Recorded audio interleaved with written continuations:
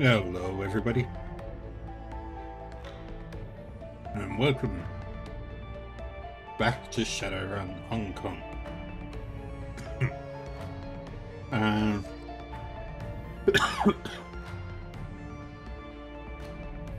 Today, our adventure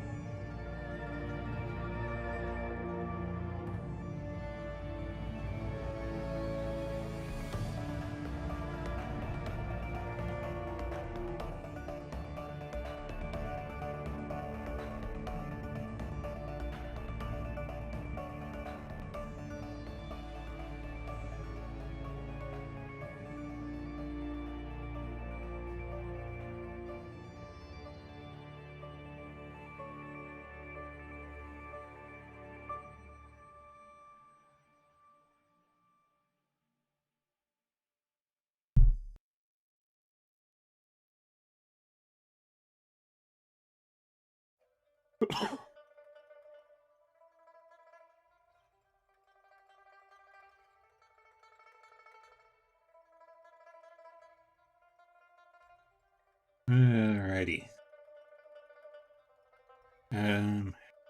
So we've got our new companion.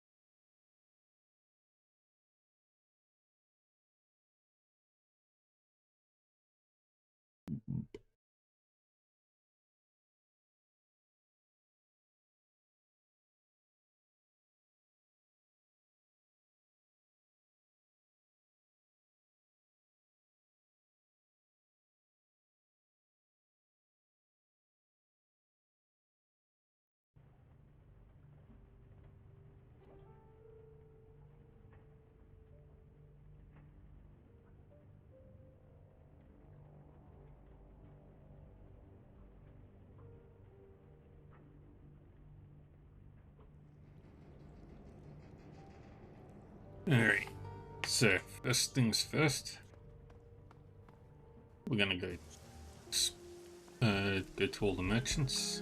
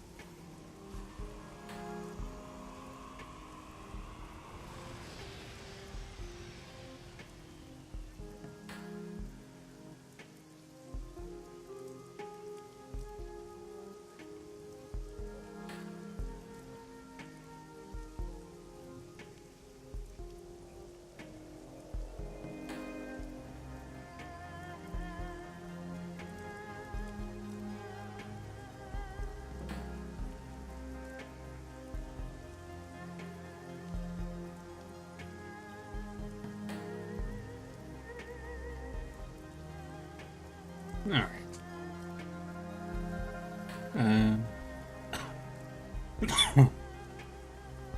So let's talk with everybody in Halo first.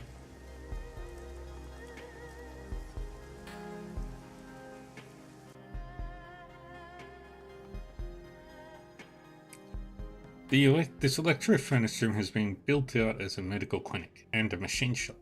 The air is alive with the rumble of the furnaces and the hum of cooling fans. It is sweltering. The front area is more like a homey coffee house than a clinic lobby. Comfortable old furniture, used digipads, colouring books. The wall opposite of the boilers is cluttered with a mixture of photos and prints. Local artists' work, images of military vehicles, off-road racing, Rube Goldberg machines. Personal photos, old-time Chicago gangsters. The Desert Wars Motorized Combat Division. The work area looks more like a machine shop than a medical theatre. A roboticized operating table and a hydraulic lift supporting a partially disassembled V8 engine occupy places of equal importance against the north and south walls. Prosthetic limbs are racked overhead like machine parts. A heavy lift hoist is clamped to an I-beam. An impressive home-built computer sits against the far wall. Several bulkier towers sit under the desk, fans whirring.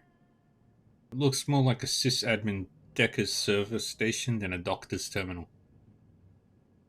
The floors are scuffed concrete, stained with grease and old blood. Faint odors of ammonia, gasoline, and antiseptic mingle in the air. A large sign on the back wall reads, "Sanitary space, no spitting." The pictures are mostly of Hoi residents, holidays, and parties. 10-armed Ambrose is in many of them. The vast scope of photos suggests that Ambrose must be acquainted with almost everyone in Hoi.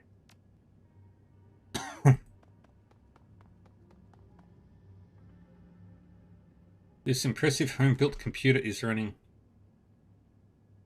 multiple large memory units and processors. Chilled air from its active cooling system washes across you to the whir fans. A thin fiber optic cable runs across the floor to Ambrose in his chair. On the wall behind the computer are miscellaneous decorations, notes, and photos. 2 items stand out. A large dry erase calendar and a corkboard plastered with printouts. News clippings and BBS posts have been printed, carefully snipped, and pinned in place. Most are less than a year old. They're intermixed with grainy photographs of what looks like a devastated city, Chicago. The news articles describe an outbreak of a virulent version of the Vitas plague in the city,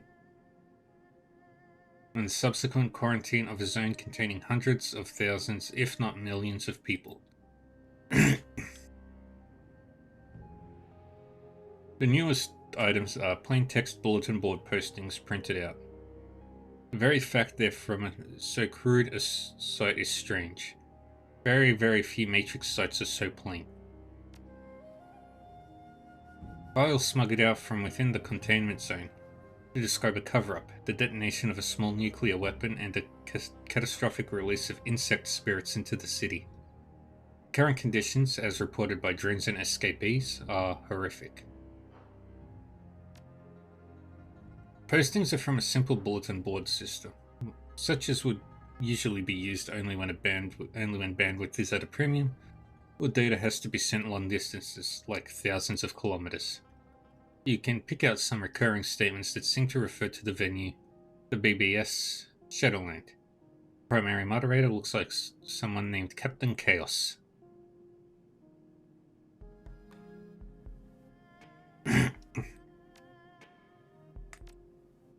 The dry erase calendar is cluttered with a relentless storm of commitments, written in cramped, sloppy Hanzi.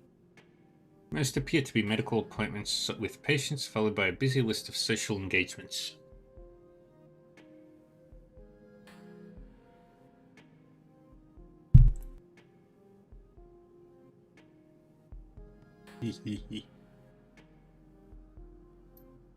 Closer scrutiny reveals others. Base mechanics class on Wednesday nights, basic computer coding, Sunday afternoons.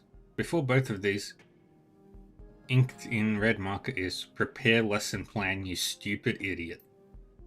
Holidays, big combat auto races, birthdays. Every Sunday until 4 PM is simply labeled engine. Only 5 hours a night are allocated to sleep, but large swaths of time are conspicuously labeled hangover.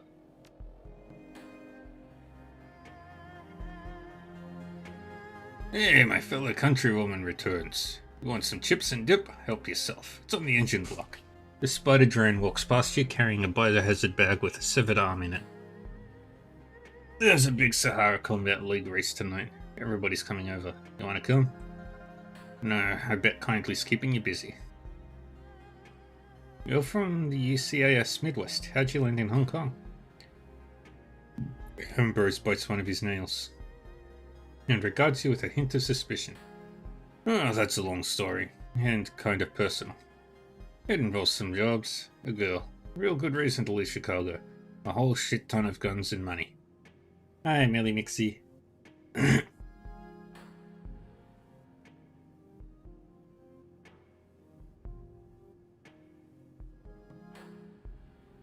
Guns and money were involved? Sounds like a good story.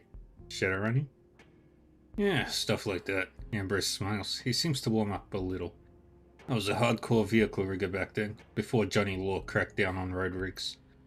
And those were the cowboy days. Freaky as hell, but great to remember. Ambrose gets a wistful look on his face. We'd rebuild trucks in chop shops, reinforce the frames, bolt armor on, mod the suspension with robotics. Drive them right through the front windows of buildings, then bash aside Lone Star cruisers on the way out. Good times. Do that in Hong Kong, you get auto barricades and a missile enema. Crying shame. Anyway, I needed to get out of Chi-Town. Spread my wings. Nearby spider drain fidgets. You know how that goes. Chicago. You following the news of the quarantine?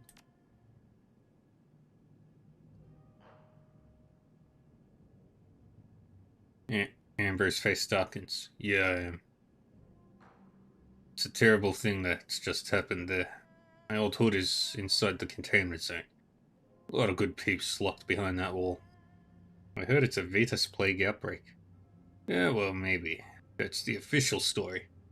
I don't know if you log into Shadowland, but people have been sneaking files out of the zone, showing some kind of crazy-ass giant insects in there. They're calling them bug spirits. Ambrose shakes his head sadly.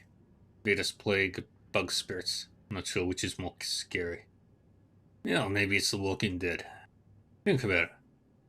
We've got at least 4 HMHVV variants. I think it's only a matter of time until we get zombies. Ambrose gives a nervous shiver. The nearby robotic arms tremble briefly.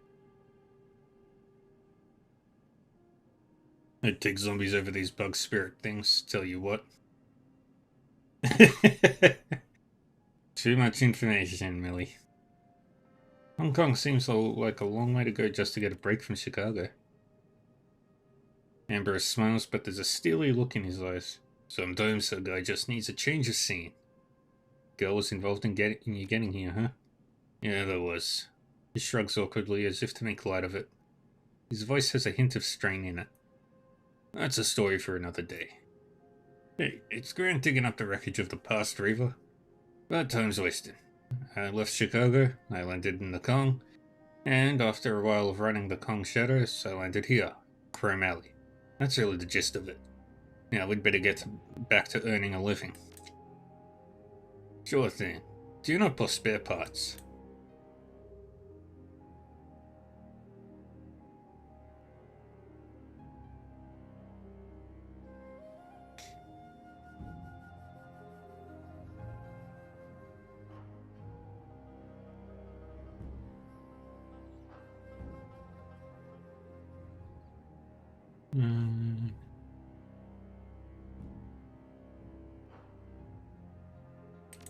No, we won't.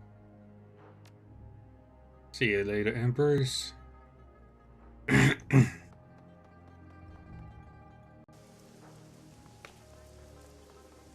Let's go buy a gun.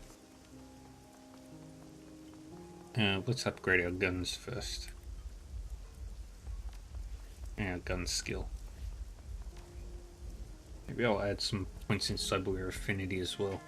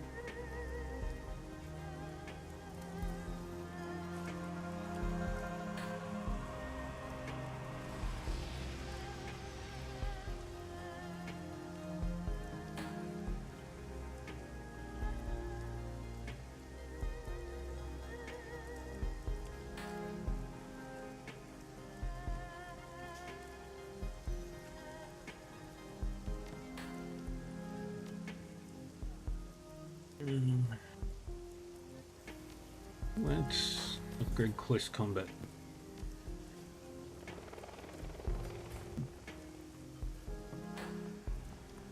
Let's buy a new shotgun.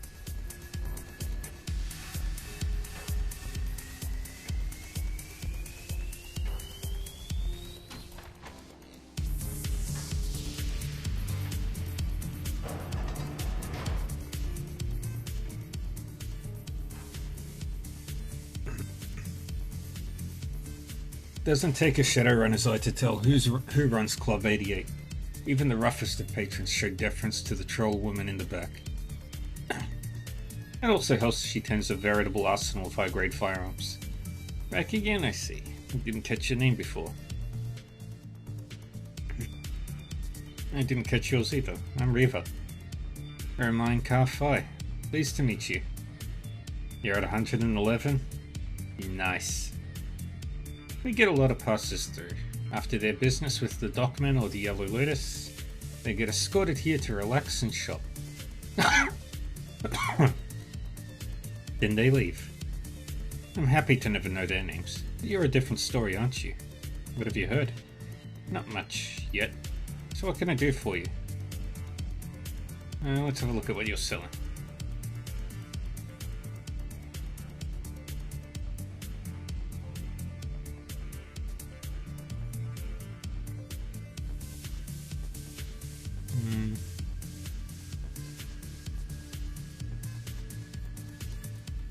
Nah.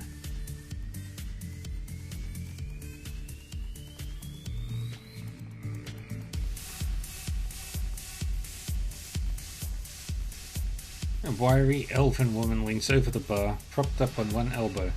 She glances back at you over her shoulder as you approach, lifting a half-empty glass to her lips.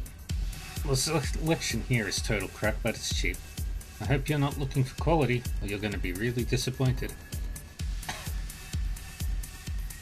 Damn, I was hoping for some classic cocktails. The woman snorts and dips her pinky into a drink and fish out a stray gnat. If you ask real nice, I think they've got some tonic water in the fridge. Aside from that, you're as likely to get drain cleaner as you are a splash of bitters. Even a simple Manhattan's probably beyond the means of this joint. Call me X-Fio, by the way. X-Fio regards you calmly, her eyes calculating.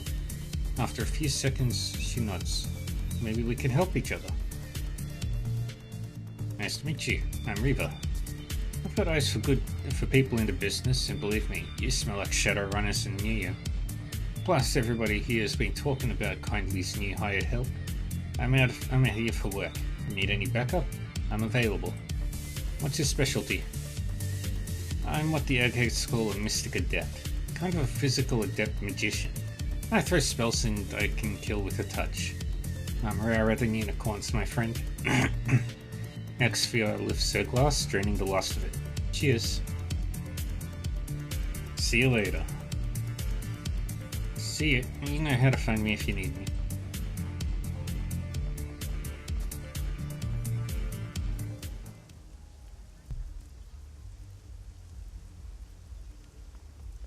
Mr. Dynamite.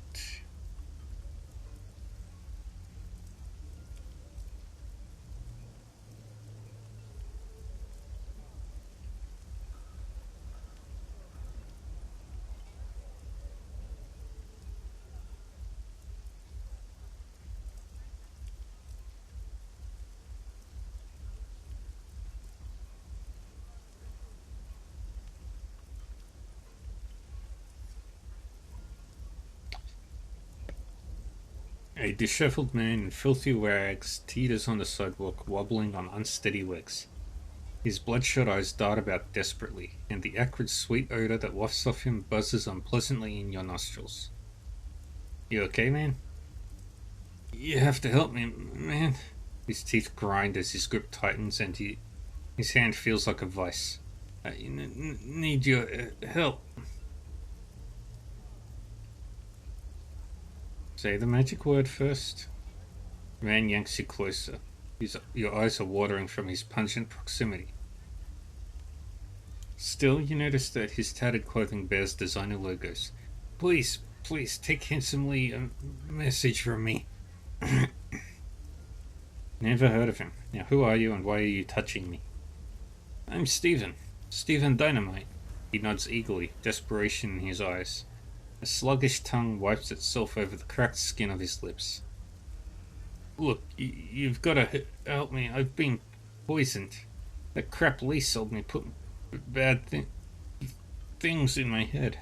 Whenever I close my eyes, I see dark, narrow tunnels. So many hands grabbing, razor-sharp teeth, annoying, and the children.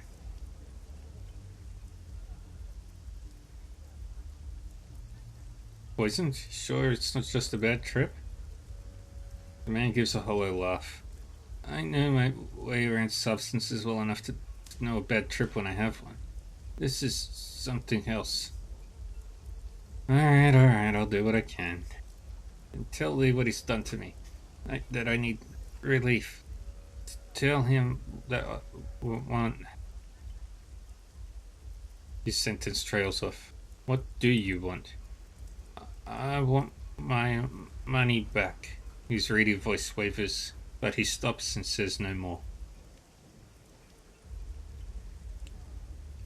Poison, nightmares, money back. Got it? Anything else? Just please come back and please hurry.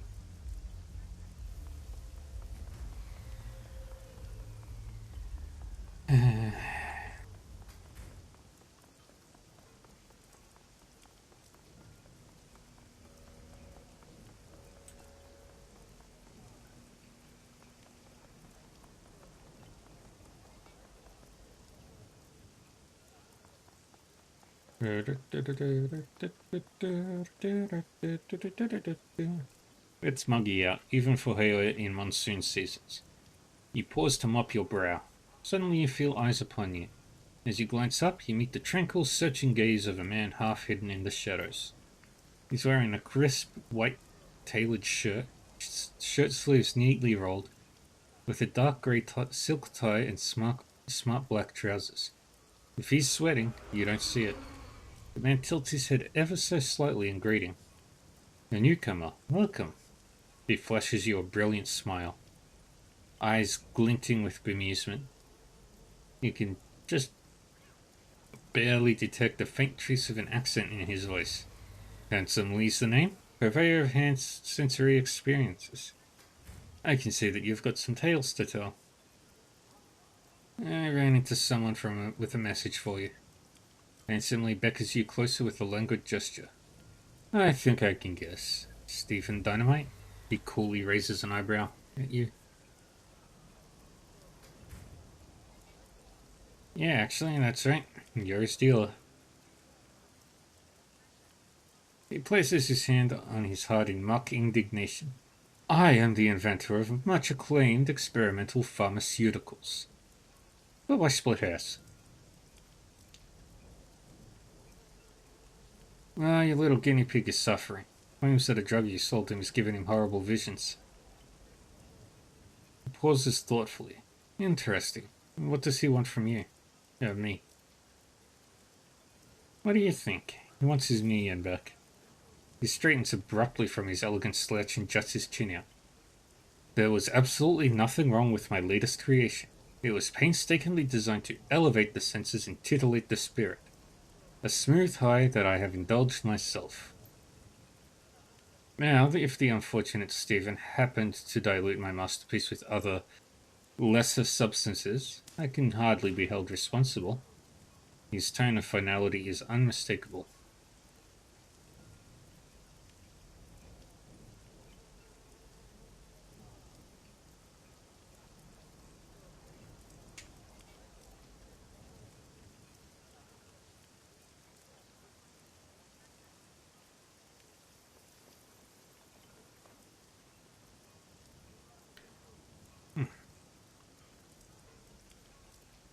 You can use all the flowery language you want, but I'm not leaving here empty-handed. He stares at you for a long moment, then reaches into his breast pocket. With a deft motion, he pulls out a small packet and presents it to you. There is no money, not anymore. I have expenses. Just as I'm sure that you do. But here, give this to Stephen with my regards. What's in the package? A freebie. It's what our dear Stephen Dynamite really wants. Whether he'll admit it or not, deliver it with my compliments. I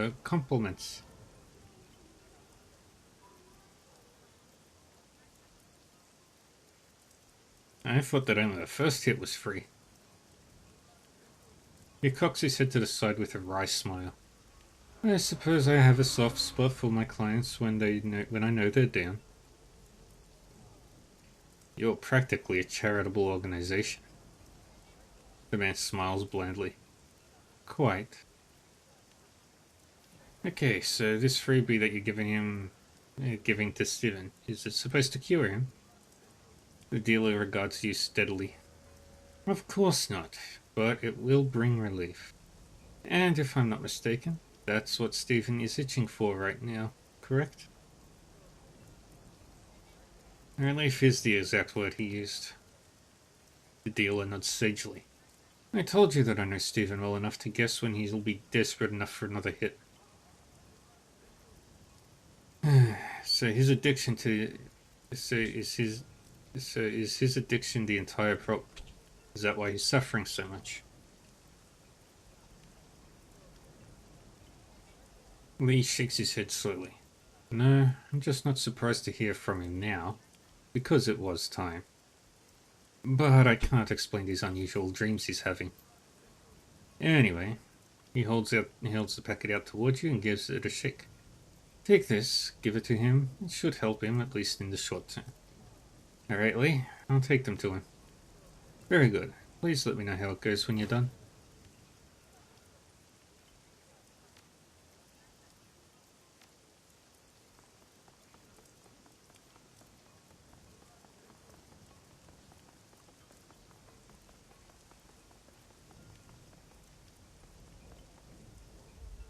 Stephen Dynamite lolls on the sidewalk. While he jerks less as he moves, his skin has taken on a grey hue and his chest heaves with each laboured breath.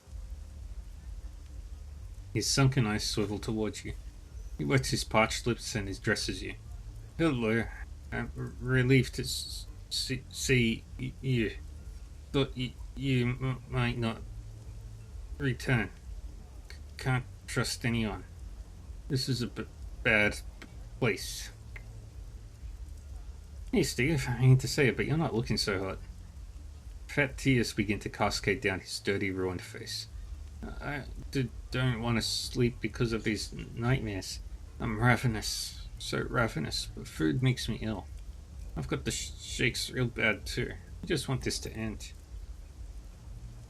The junkie slumps in place. Furrowing his brow, he responds with difficulty. Anyway, thanks for talking to that little bastard for me. So you got my money? We didn't have your money. He gave me this to pass off to you instead. The junkie's eyes light up at the sight of the packet from Handsome Lee. Oh.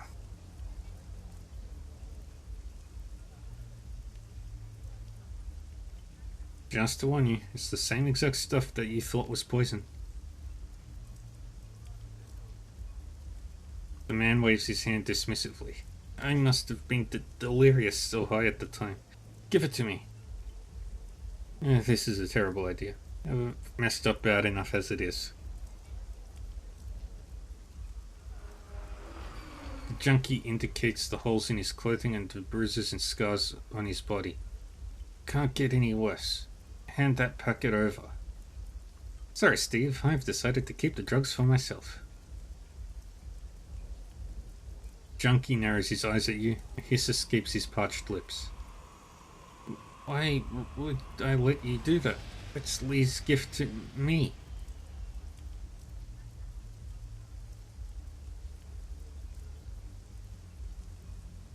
Because it isn't a gift. It's a trick to keep you hooked. The man snorts and lifts his chin high. It's not a trick. I know exactly what Lee's offering. I'm not stupid. You could have fooled me. If you're thinking of taking it, you are stupid. A wild look flickers in Stephen's eyes. He bares his teeth and snarls. You just want to keep it for yourself. Can't trust anybody here. Give me my present. The junkie grabs your arm, ready to snatch the packet from your grasp. It's your funeral. He eagerly snatches the packet of bliss from your hand, his eyes lighting up with excitement. Before you take that, I want to ask you about these dreams. He looks up at you, suddenly suspicious. You want to ask about my dreams? Why?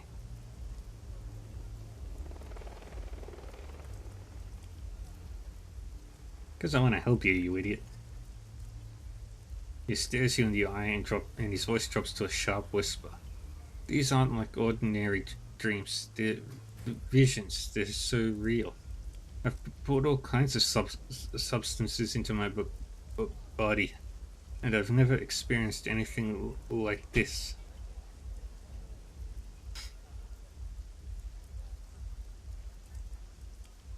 All kinds of substances, huh? Why so many drugs, Lee? The junkie gives a weary smile. Because I need them. Used to get my kicks from explosives. I loved blowing up stuff. Seeing glass splintering, solid walls disintegrating, flames licking the sky. Not anymore. Oh, now I need to Now I stick to needles and pills. Hang on, look this stuff up. I was a bomb maker. I designed custom ordnance. It was a dream job. Plus, it was very lucrative. He rubs his thumb and forefinger together, then snaps. Megacorps couldn't get enough of the devices I invented. I was too high on my own ego to wonder what they were up to. What were the Megacorps doing then? They were fueling wars. They often managed to sell to both sides in conflicts all over the world. Casualties be damned.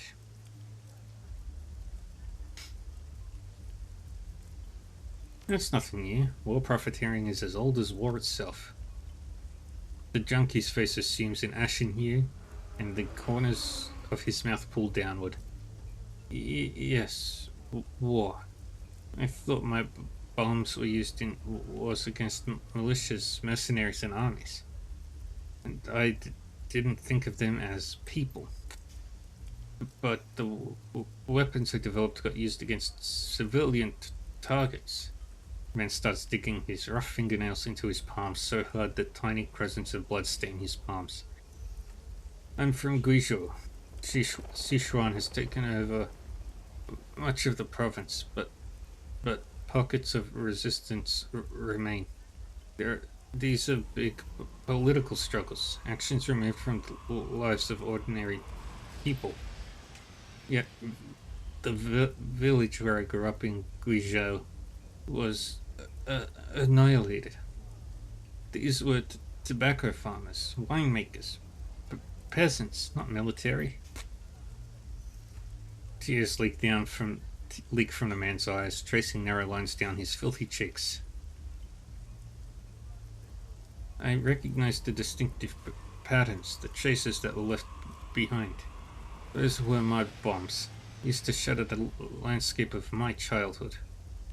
Why would Sichuan bother to bomb a village? To break the spirit of the people. It broke mine. The junkie's shoulders heave and shake, and he passes a hand over his face. Now I just want to forget. Drugs help sometimes. When your village was bombed, did you lose anyone that you knew? He meets your gaze with red-rimmed eyes. He throws his arms wide. I knew them all, from the frailest elders to the littlest children. My own family died too. We weren't always close. Pyromaniac inventors don't fit in well with agricultural backwaters, but they were my only kin. Alright, Steve, I get the picture. Now tell me about your dreams. He nods, though his tongue stumbles and stalls as he speaks. I'm walking through a series of dark, narrow halls. It stinks to high heaven, and I run into more and more people as I move forward. The people are jostling me, but I'm starving, like I haven't eaten for days. I just want some food, so I press on. I start seeing children in the crowd. Children with terrible burns, disfigured faces. All these people are grabbing at me. He begins to tremble from head to foot, and his eyes bulge. Then I see teeth all around me. I feel the teeth on me. Bathed in sweat from the effort of speaking, cradles his head in his arms. Okay, Steve, I think that I'm getting what's going on here. I guess I must be feeling guilty about the bombs, huh? All the blood on my hands, I can feel it all the time. I just like bombs. I didn't want anyone to get hurt. He clutches his face, sobbing. How am I ever going to make this go away? How will I live with myself? The drugs help me forget, but...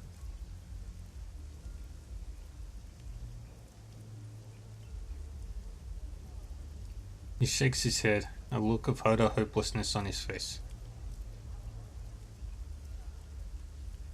Well, you could start by helping some kids or stealing your bomb schematics back. Helping kids? Stealing. The junkie sways mutely in place, gnawing on his chapped lower lip. I wouldn't know where to begin. I need time to think. Children are the future, man. Find a charitable organization and put in some hours, for starters. The man lowers himself into a squat and hugs his knees, his gaze somewhat absent and his cheeks glazed with tears. There are a couple of shelters where I used to crash when I was less down and out than I am now. There were lots of families. I could help out. The man pauses, licking his lips, his mouth feeling for the right words.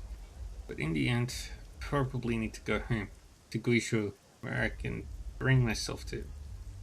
And tell you what, I'll think about it. He nods eagerly.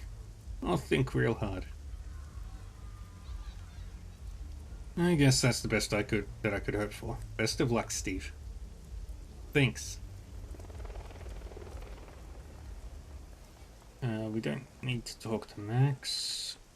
Spider Shen I do need to talk to, because he has a weapon I can grab.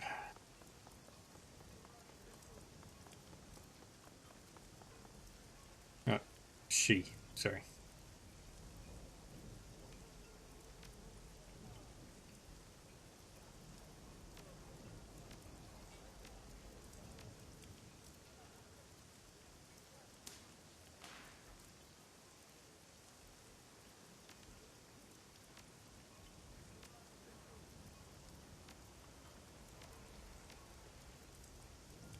And I don't have Chica stick, so...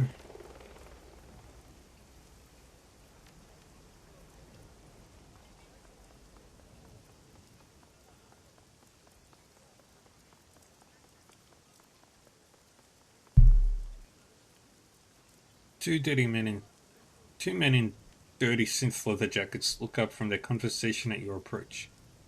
They both look haggard, their shoulders slump with exhaustion, and neither appears to have shaved this morning. What do you want, woman? We're talking here. New town. Figured it'd pay to make all the connections I can. Grim chuckle rumbles out of him. You chose the wrong day, stranger. We're moving further downstream, and we're doing it today.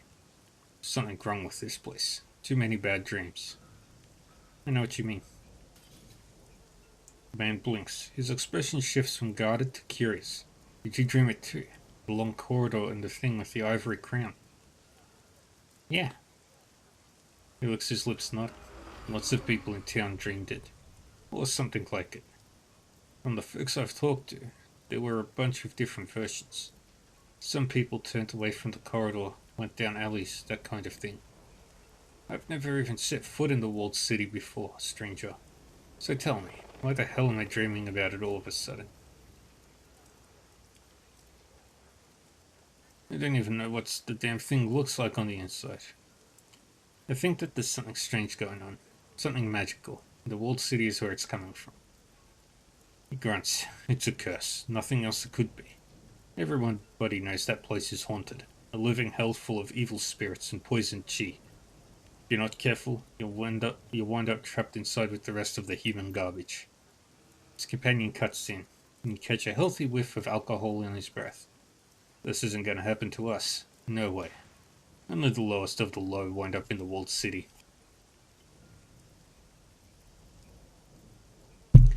So, like you said, we're going further downstream.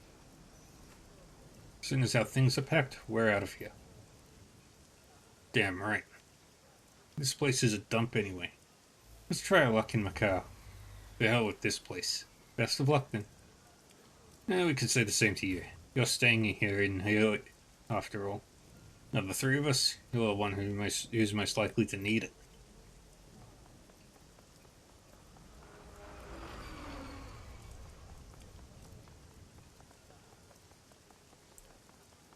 Nope. Down there.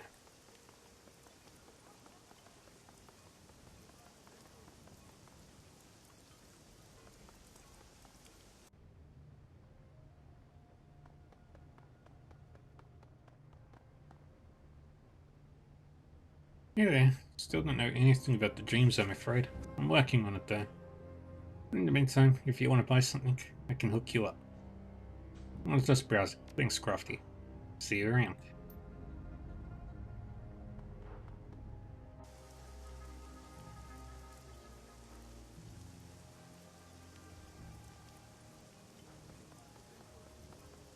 I've spoken to those guys. I don't think they've got anything more.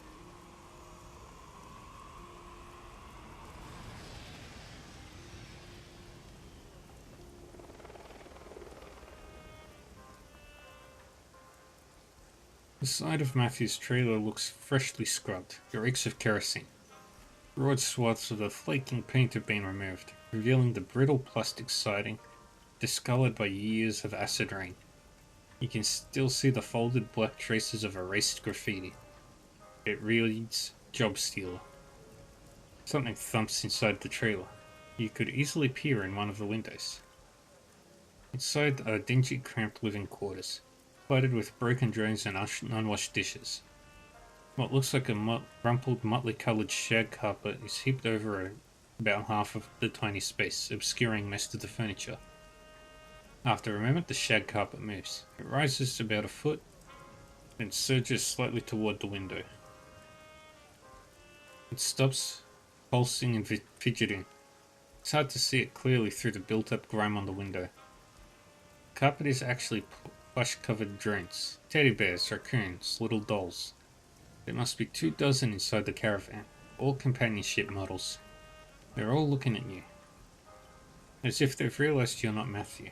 They watch, fidgeting. Then, in one coordinated motion, they all lie down and go dormant again.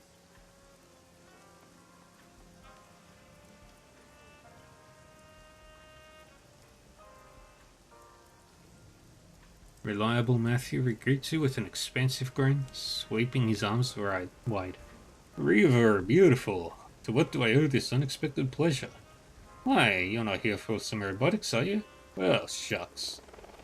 He rolls his shoulders ostentatiously and sticks his cigarillo casually between his teeth. His eyes have a strained, bloodshot look. Looks like someone vandalized your trailer. Ah, what? You mean the paint? That's just some neighborhood kids. Good kids, having a lark. Nearly fell over laughing when I saw it this morning. Why would somebody call you a job stealer? No idea. Drones are job makers. He waggles his cigarillo at you. I know what you're thinking, Raver. I think it myself. Drones take jobs. Well, medicine takes jobs from undertakers, and sewer drones take jobs from people who used to crawl through filth to feed their families. He holds his hand somberly over his heart and his voice deepens. When you see a drone messenger or a maid, it's easy to think, that used to be a person. Could be, but that person can do another job now. And they can have a drone themselves. Everyone is better off. Why, Matthew's voice rises. His smile wrinkles painfully around the edges as he carries on enthusiastically. The same people who call drone dealers job stealers often themselves come to me for... Matthew suddenly shuts up. His smile gets even more waxy. Hey, let's not get all wound up about this stuff. It's too cheery a day for running off in our heads. What exactly are the drones you sell used for? Just about everything. They're helpers to metahumans in all sorts of useful ways. Drones cook, clean, carry messages, lift heavy loads, tend to delicate tasks. Why, drones can even care for the infirm and provide companionship to children. Matthew taps his temple with his finger meaningfully. Think about it, beautiful.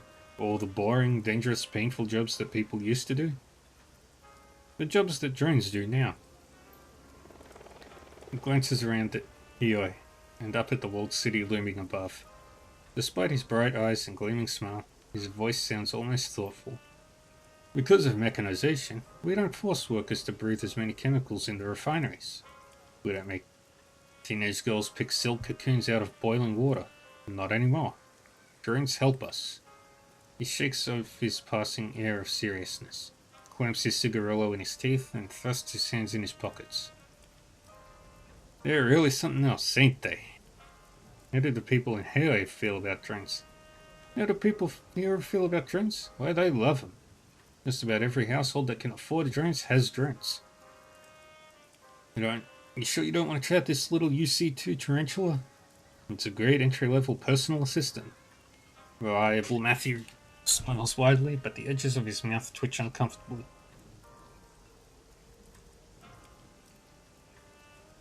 Drones free people to take skilled jobs. They make the economy more efficient. Drones give poor people services they couldn't ever afford otherwise. Wow, River, just smell that brisk spring air. He inhales deeply through his nose, drawing in the fetid reek of the polluted river and the sodden heat of the monsoon season. This topic is fascinating. Really fascinating. But I've got to get back to work. Shall we walk the lot? Notice you have a lot of drones in your trailer.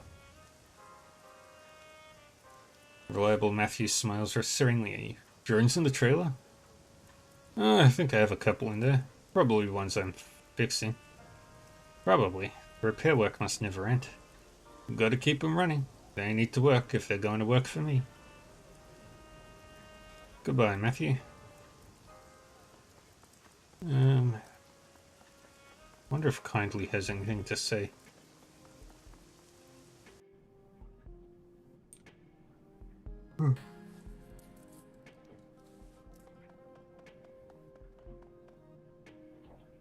Kindly Cheng appears to be nearing the end of a harsh exchange with Strangler Bao, who is listening intently. So you tell that little pustule that Auntie Cheng isn't fucking happy, you get it? Not happy at all. Don't tell him that I am displeased. Don't tell him that I didn't take it well. She slams her shot glass on the table. Tell him that I am extremity chopping mad, and if he doesn't want what happened to Yi to happen to him, you'd better get his head and his ass wired together and get me that payment. Today. She raises an eyebrow. Was that message clear enough, Mr. Bao? Yes, Mrs. Chen. I'll explain things to him in terms he can understand. Bao steps back and becomes a meat statue once again. Cheng's voice turns treacle sweet when she sees you waiting for her. Ah, a newly minted Shadowrunner. How are you taking to your new role, Reaver? Like a duck to water, Auntie. I had no doubt, my sweet. I have a nose for talent. And how is Mr. Gunshow doing with his new life? You should be okay. Just need some time to get used to all of this. Very good, my dear. Very good. She smiles. Was there something specific you came to see me about? Just checking in, Auntie. It pays to stay in touch. Yes, I agree, yes. Personal contact gets results. I have some good news for you. One of my people successfully planted a wiretap on the police's special duties unit. If news of your foster father or the plastic-faced man reaches them, it will reach me as well. So far, your foster father has proven a difficult man to find, and the plastic-faced man is elusive. He's clearly someone who knows how to stay out of the public eye. But I have my network working day and night, and I still have some favors that I can call in if need be. We'll find them both. It's only a matter of time. Until then, go about your business. I'm sure that more work will come your way any moment. She glances back at Bao. Now I have some pressing business to attend to. The kind that ends in parentless children. I'll talk to you later.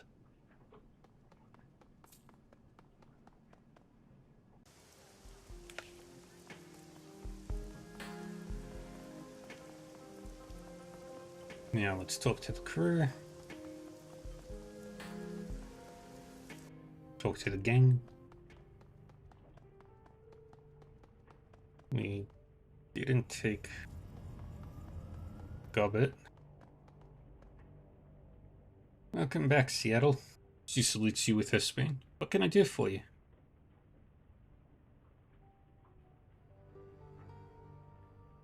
Gotta run, Gobbet. You take care. Sure, drop by anytime. It was Duncan and Ratchet that I took, and Isabel. Any thoughts about that last run? I thought I wouldn't miss the Wampolans, and you know what? I don't. They're all a bunch of pompous, cliquish tech junkies who act like they're in high school, all backstabbing and whispered gossip. The elders are the worst of them, always pitting their cronies against each other. They're useful allies, but I don't ever want to deal with them directly again. They had a high school inside the walled city? Well, I didn't exactly go to high school, or any school for that matter. But I've watched a lot of Tread, and I hang out on the Matrix all day. I think I have a pretty good idea of what teenagers are like. Can't believe Ing and the other elders would be stupid enough to try and shirk payment on a Shadowrunner. A ghoul Shadowrunner, who's dressed like a red samurai. You pulled some real smooth stuff with Lamb though, convincing him that their plot was in everybody's best interests. We keep them as allies, we get a nasty new team member, and hopefully the Wampolans pick some new elders with better common sense. Anything else you wanted to know? Gotta go, Isabel. Sure, drop by any time.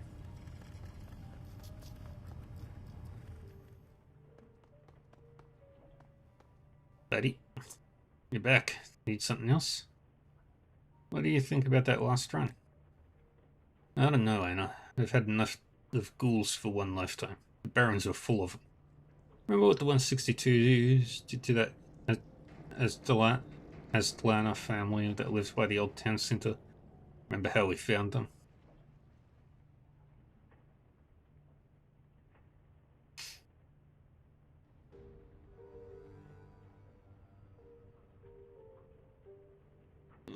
Sure, but in all fairness, they were asking for it. They were keeping second-hand organs in a walk-in freezer. I mean, what did they expect? Yeah, but still, nobody deserves to go out like that, he grimaces. I don't know, Anna. I don't think I'll ever get comfortable with having a ghoul on our crew. Made sense to keep those elders alive, by the way. Good call. We don't know anyone in this country. Seems wise to try and get some allies. Anyway, enough about that. Need anything else? Let's talk later. Doesn't look like I'm going anywhere. Let's talk to Gobbet anyway. She probably won't have anything to say about the job.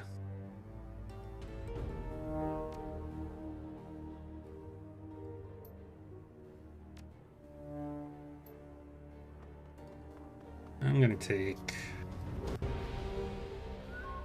Gobbet, Isabel, and our new friend.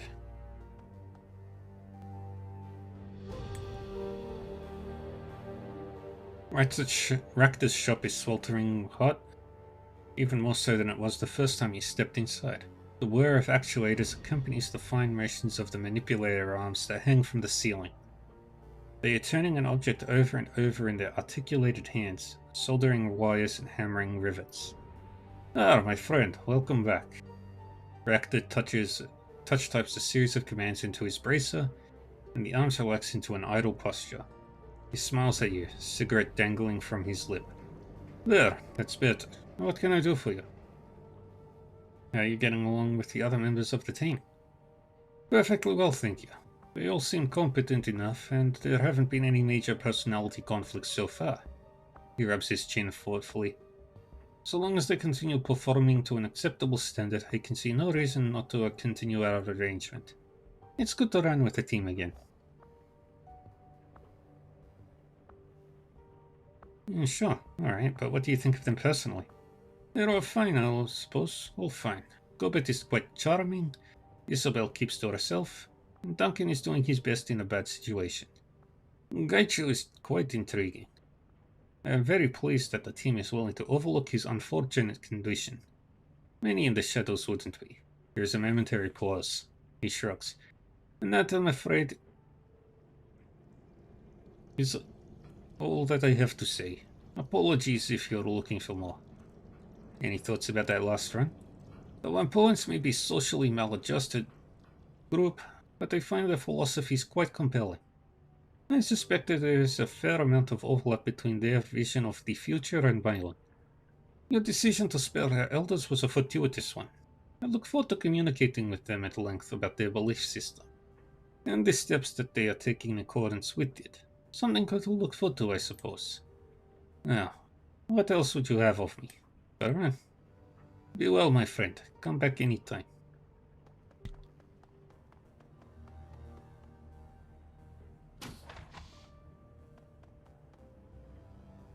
The storage room that functions as Gaichu's cabin is a cramped, overheated mess.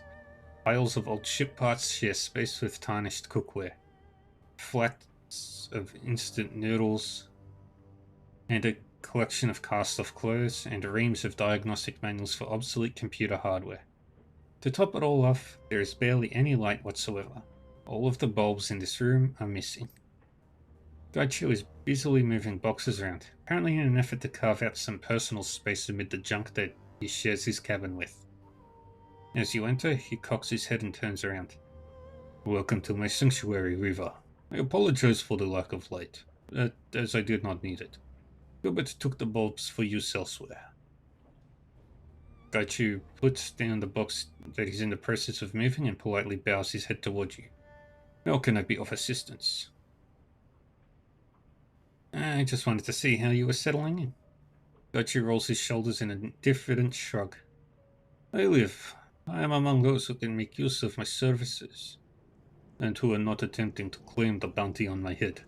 Is that not enough for now? Any thoughts about that last run?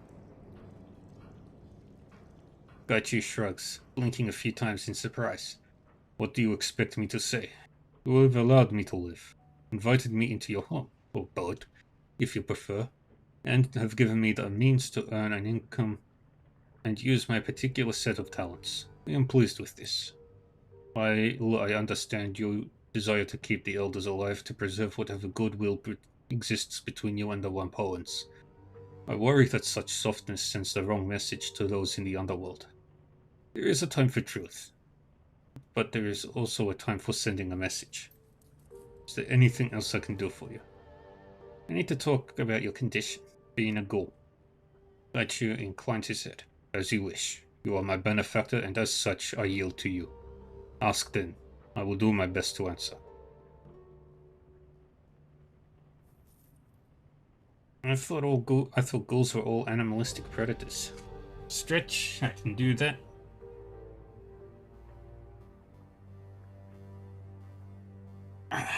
We'll start.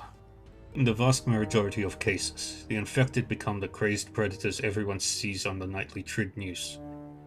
Gaichu bares his jagged teeth, running his tongue across the tips of them as he tilts his head back.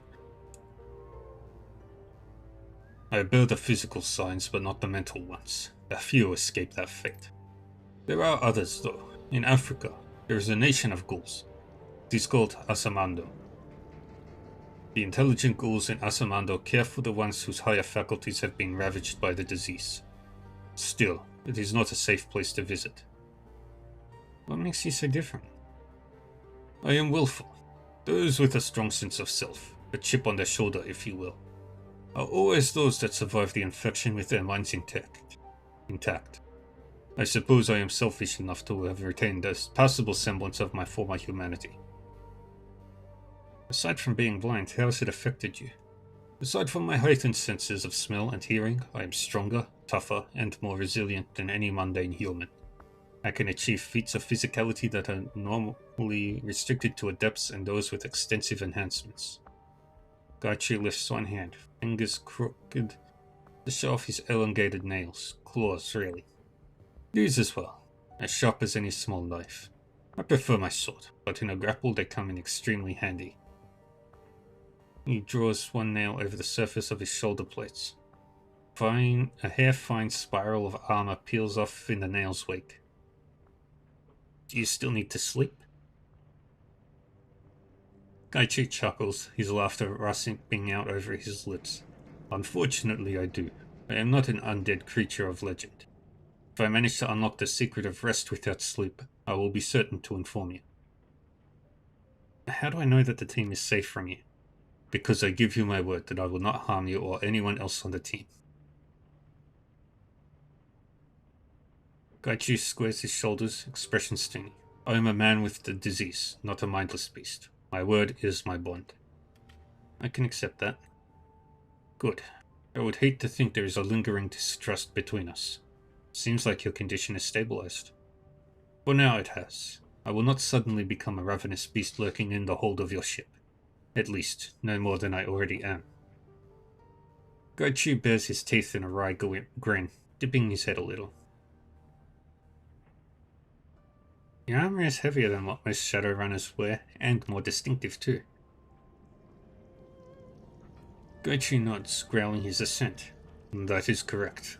It is the armor worn by the elite soldiers of Renraku corporate military, the Red Samurai. What are the Red Samurai? The Renraku's military special operations division, the most elite that the corporation has to offer. On par with Ares Firewatch or Tiangaya's Ghosts. Red Samurai are world-class soldiers, assigned to only the most difficult and important missions.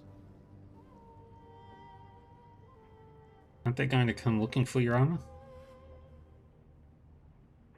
Cocking his head back, Gaichu smiles grimly. Of course they are, but not for the reasons that you assume. What do you mean? I mean to say that they will come looking for me because I was bound by duty to commit seppuku rather than flee. Obviously, I have failed in my duty, and that is a grave insult and embarrassment to the team. You were a Red Samurai. Indeed, for the entirety of my adult life. I was a member of the Renraku military, specifically the Red Samurai. That changed relatively recently. I feel the reasons are abundantly clear. Hence, I still possess my armor, my sword, my training. They have served me well in both my previous life and in this one. See you later, Gaichu. Please, come by whenever you like. And his mementos.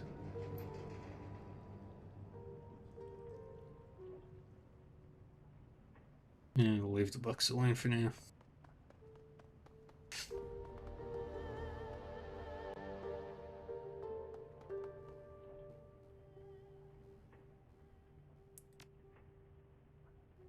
About those dreams.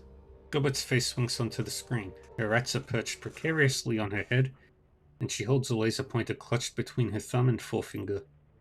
Oh, hey Seattle. I hope that I didn't catch you at a bad time. She flicks the laser pointer and her rat's heads swivel to the right and follow the motion. Why did I just say that? This is a recording. It doesn't matter if it's a bad time. Well, anyway, I was thinking about the talk we had. You know, the dream talk? About the nightmares and stuff? Another flick of the pointer. The rat's heads turn left. Her nose is twitching. I've got a friend here in town. She runs the Parlor of Five Phases. It's sort of our local magic shop in Talismanga. Name's Crafty. Flick. The rat's heads turn upward to stare at the ceiling. Anyway, she's smart. Really smart. Her mum was sort of a local authority on all things magical, and the apple doesn't fall far from the tree. If you wanted to ask anyone in town about these dreams, she'd be the right one to choose. She taps a button on the laser pointer with her thumb, and the little red dot on the tip goes dark. The rats immediately tackle one another, rolling off her head and falling out of sight. She gets up, head rising out of frame. Anyway, just thought it might help. If you've already been talking to Crafty, please disregard this message. Alright, I'm out. Peace. She punches a button and the screen goes dark. Kindly Ching, attending a party. Riva, I need you to come to the parlor. A friend and business partner of mine named Dr. Shenyang has need of your services. Something about attending a fancy party in Repulse Bay. He was unwilling to give me the details. I think he wanted to size you up himself. Duncan asked me to do some digging on my own into Raymond's history. Guess he doesn't trust Kindly Cheng to give him the full story. I can't say I blame him, since she'd hide things from us if it was in her best interest to do so. So I've been poking around the various corners of the Matrix, trying to dig up what I can. Alright, got ads, so we'll wait until the ads are done.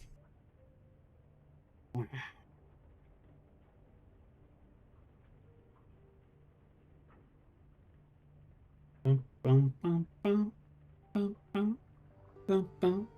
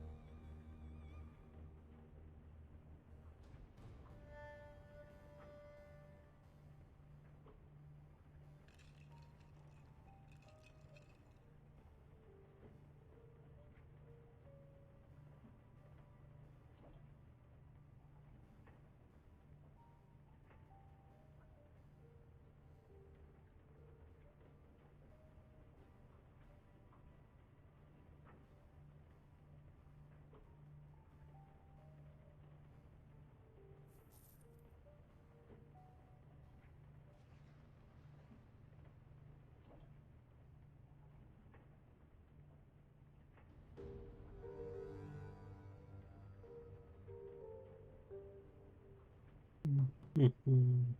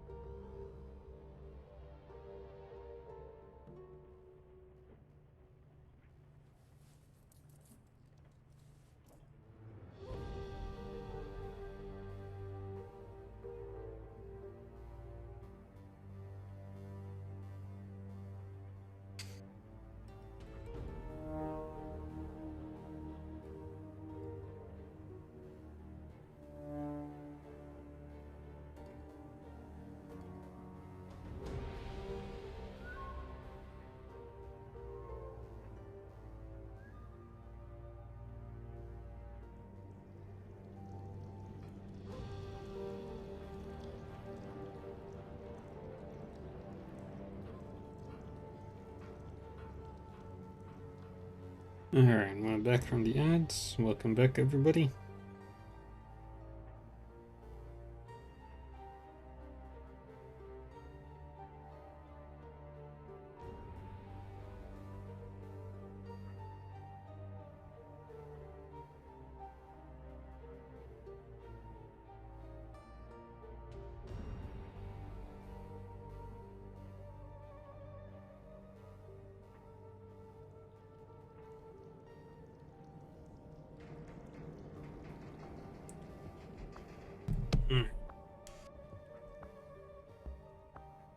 Most sinners leave a daily trail the size of an aircraft carrier in their wake. Working backward in time, Raymond starts out that way, but it slowly tapers away into nothingness. Sure, I can find some basic records in Seattle, power utilities, and a couple of public discussion sites he signed up for, but the further back I get, the less I find. And the craziest part to this, prior to 2032, I can't find anything at all. That shouldn't be possible. It's like Raymond didn't exist before then. I don't know. I'm going to keep digging, but it'll take me a while. I'll let you know when I get some news worth sharing. Isabel. Preface bypassed. Yo, come see me if you have the chance. I have a trade opportunity.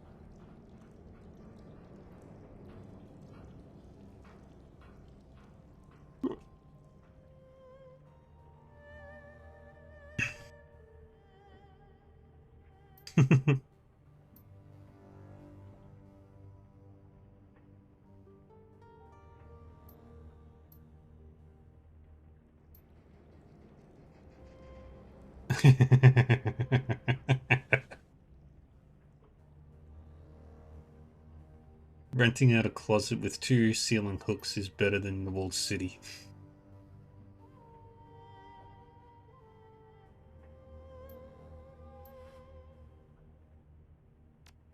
Oh, she bash.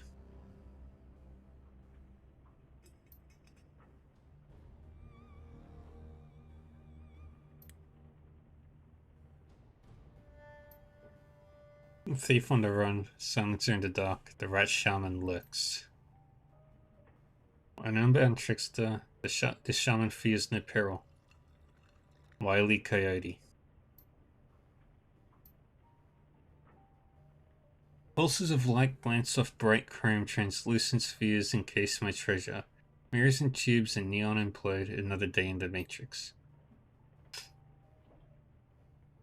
Gossamer tresses, infinity in your gaze, very pointed ears.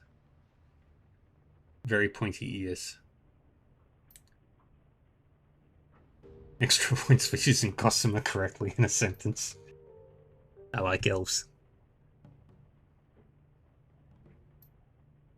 A graveyard keeper, ashen skin, spindly fingers, and claws freak me out.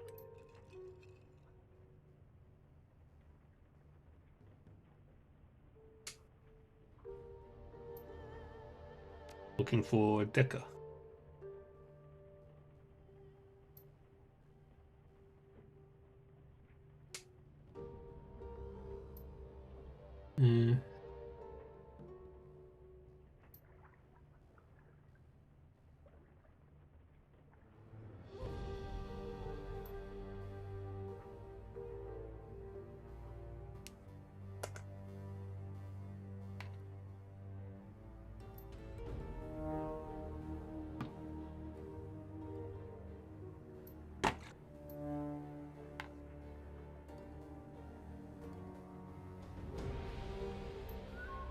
What the fuck?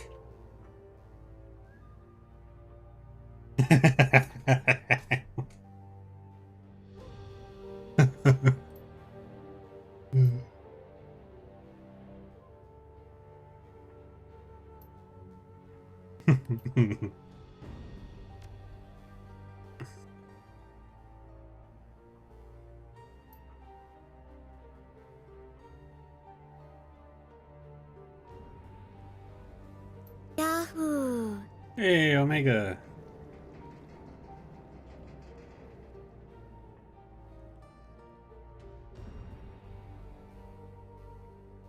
Yo, how we doing, everybody?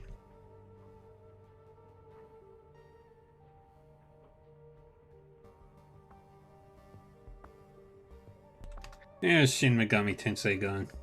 You're welcome, Raiders. I am Dark River 40. I play many games. I stream pretty much every day.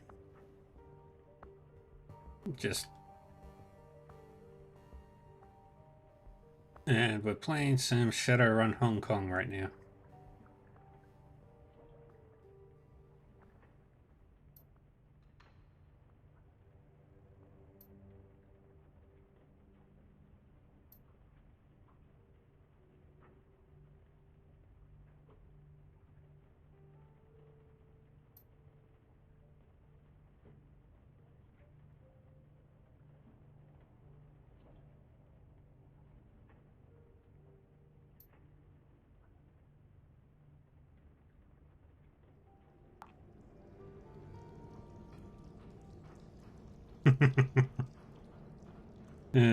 God, but in the military, no.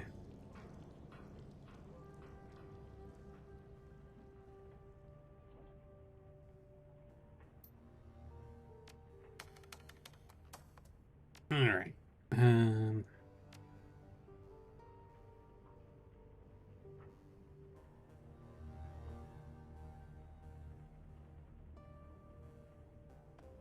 I have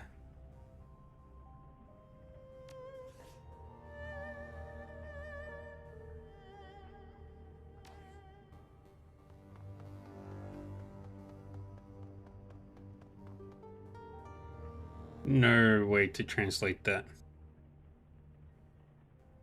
Giant pig demon ate a ship. We got an item from an angel and fused it together with a gun to shoot at it. It threw up the ship, then came and tried to eat our other ship, which used a plasma shield to knock it away.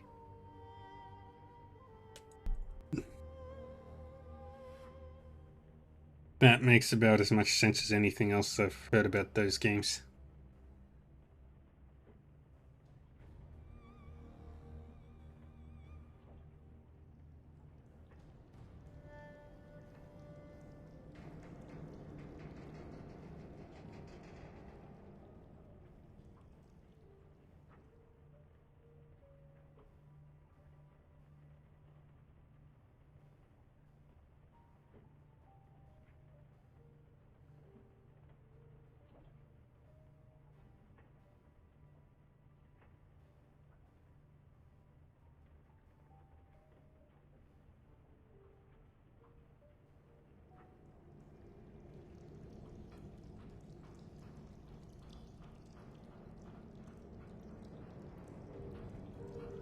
I think we have to teach Atlas what the word normal actually means.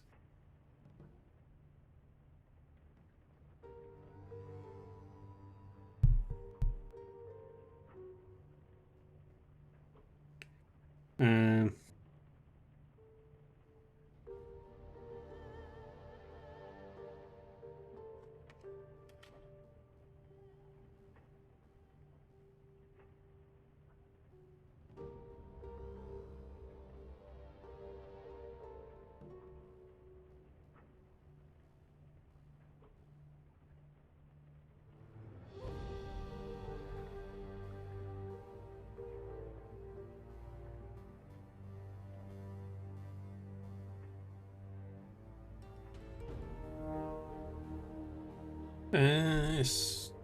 so,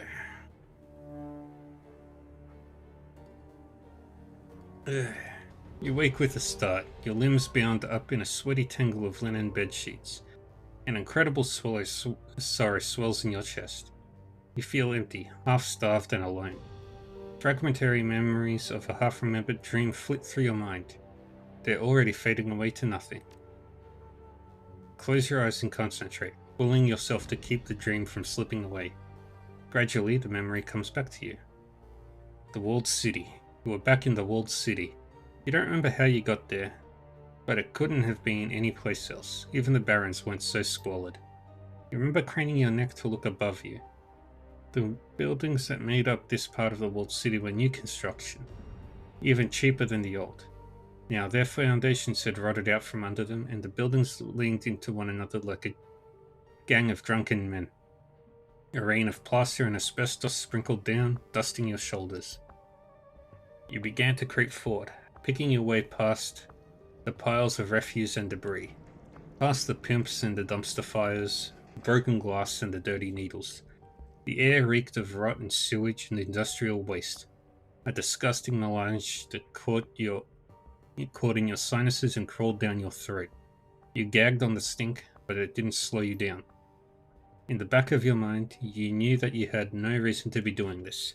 There was nothing for you in the walled city. You shouldn't have been there. But the rest of you was hungry, unbearably, indescribably hungry. And that part of you knew that if you keep moving, you'd finally get to eat. As you forced your way deeper into the walled city, locals stood at their windows and stared. Inexplicably, some of them dropped to their knees. You kept moving. You could see something in the distance, a silhouette, something enormous. At least twice the size of a troll, but delicate. It was beautiful.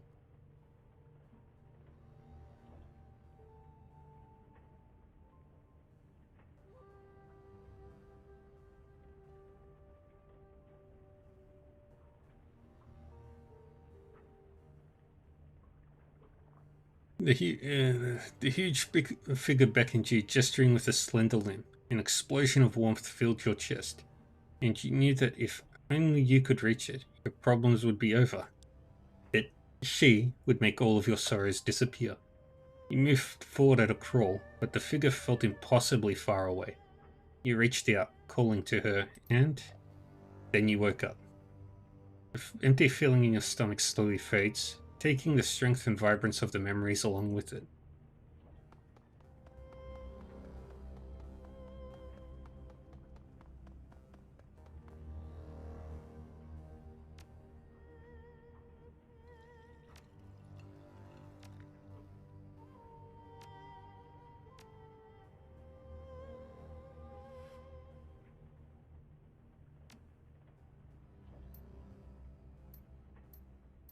And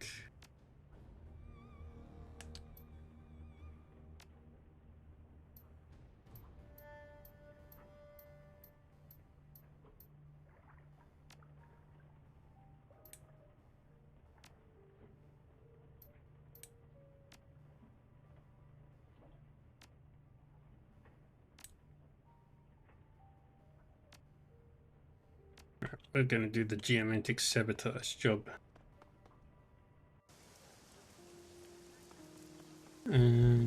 Is there anything else I need to get? Not right now.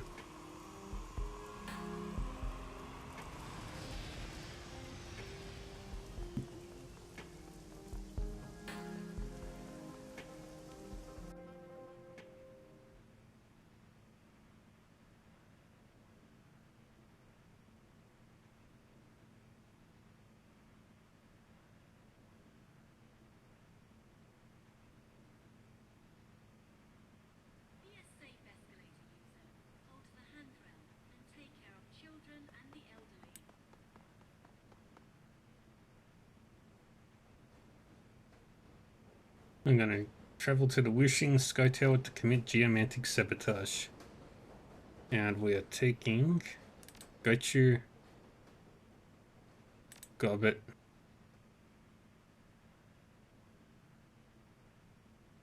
and we'll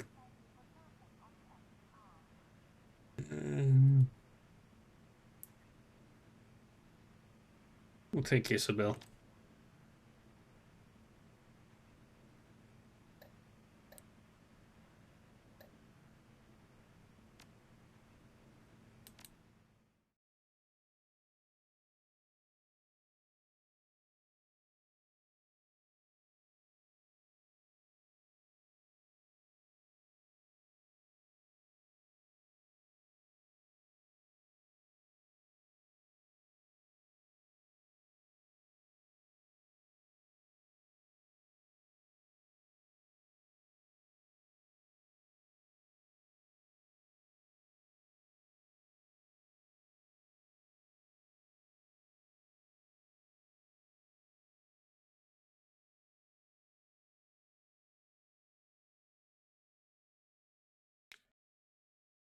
The subway flies over the tracks toward Aberdeen. Monsoon humidity clings to your skin as if it's followed you from Haley. Or perhaps it's simply sunk this far into the earth, penetrating stone and machine, rousing the acrid smells of Hong Kong's underground in its wake. You've been handed a promising job, geomantic sabotage, with a single objective: disrupt the flow of Wishing Qi to destabilize the corporation. Your client is especially keen on the idea of Wishing's famed geomancy being used against it, the ultimate humiliation.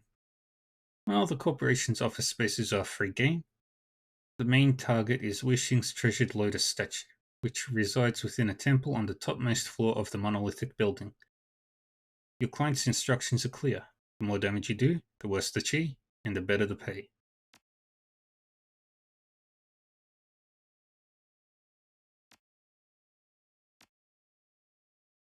Swap that.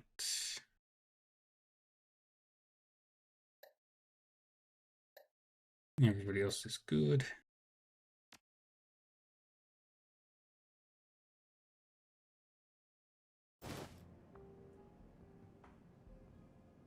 The subterranean accessway opens to one of the Wishing Sky Tower's few employee-only entrances. As the only underground access point to Wishing's restricted levels, security is tight. It's unheard of for unauthorized personnel to reach the upper levels. Naturally, that's where you're headed. Goblet presses a lip of laminated plastic into your hand. A grainy black and white reproduction of your own face stares back at you. The rest of the card is filled with a barcode. She leans in to whisper into your ear. Kindly wanted you to have this. Spoofed credentials, fresh off of Maximilian Law's card printer. These should get you past the front door. Wouldn't count on them getting us much further, though. I guess that the client said something about other ways to bypass the check-in system inside the building, but he didn't go into specifics. She shrugs. Kindly had some choice words about that, but whatever. We'll find a way past security. Almost on cue, a sturdy, wishing security officer peers up at you from behind his desk console. Evening, ma'am. Swipe yourself in. He gestures to the ID scanner in front of him.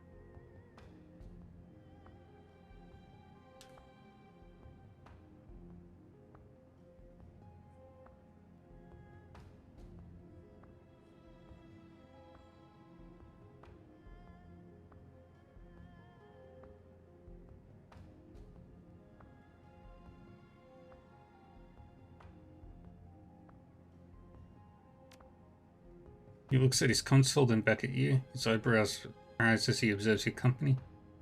You realize your credentials only allow you access through floor 10, right? Of course, I have neat credentials with guest privileges waiting for me inside. That's why I'm here, to pick them up. The officer nods curtly. Right, go ahead and grab your new creds at the check-in terminal. Have a good night, ma'am.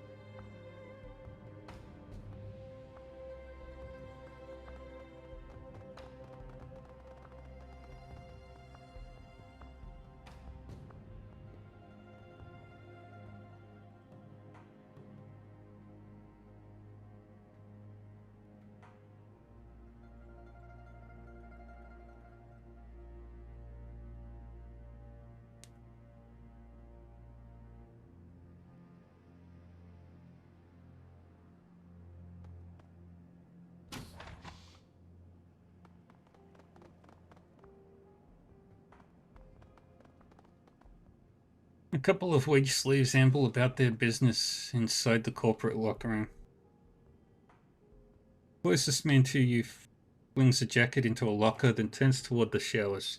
He stops short when he catches sight of you, and his weary eyes widen in surprise.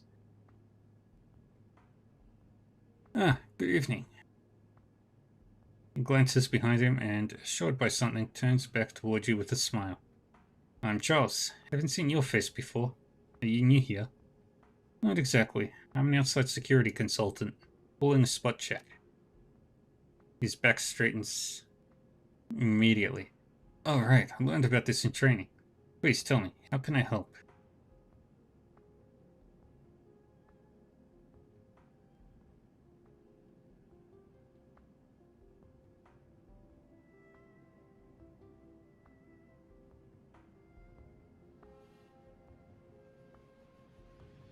I need your help with a very important security drill. Of course. What do you need me to do? Report a break-in on the 27th floor to the elevator checkpoint. He hesitates. Isn't it wrong to make a false report like that? There's an exception. This may be a drill, but authenticity is important. I'm here to gauge how people respond, so the more believable, the better. Make it count. Yes, you're right. Of course you are. You're the security consultant. Charles laughs nervously. I'm sure everything will be fine. You'll see. You were taking a shower? Cool. Wait for my signal in the lobby. He gives you a timid nod.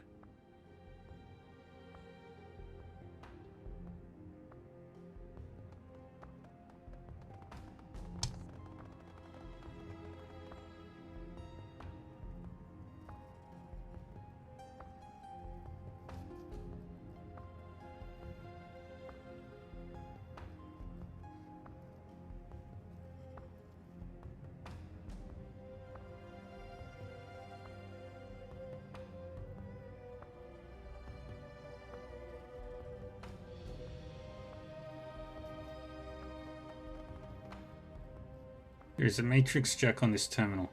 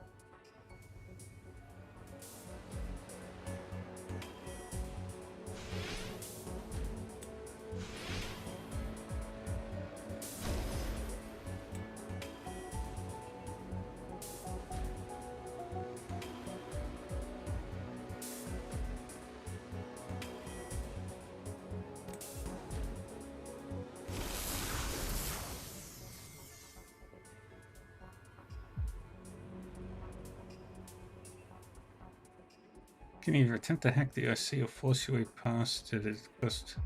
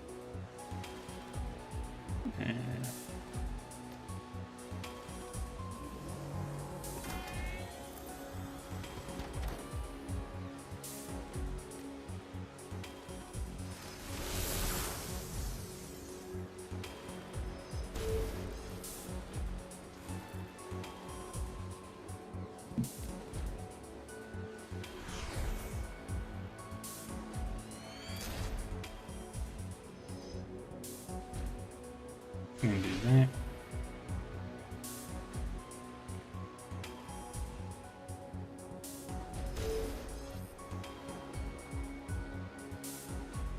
Activate killer.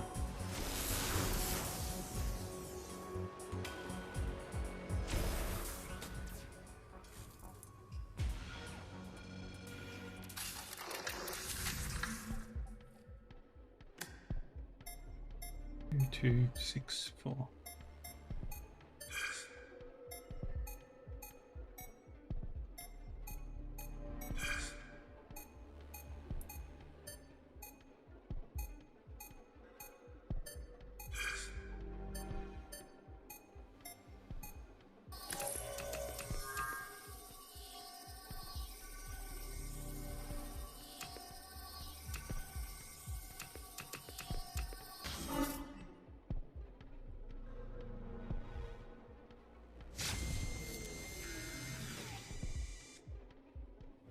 try it again.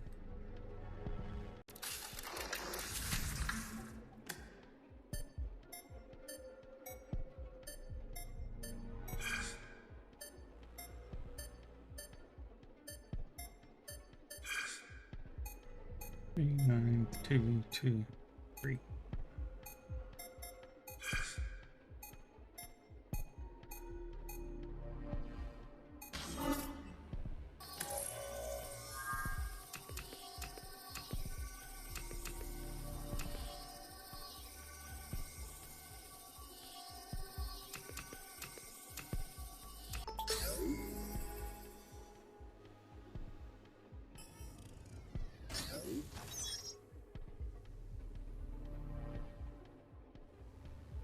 And now we've got that.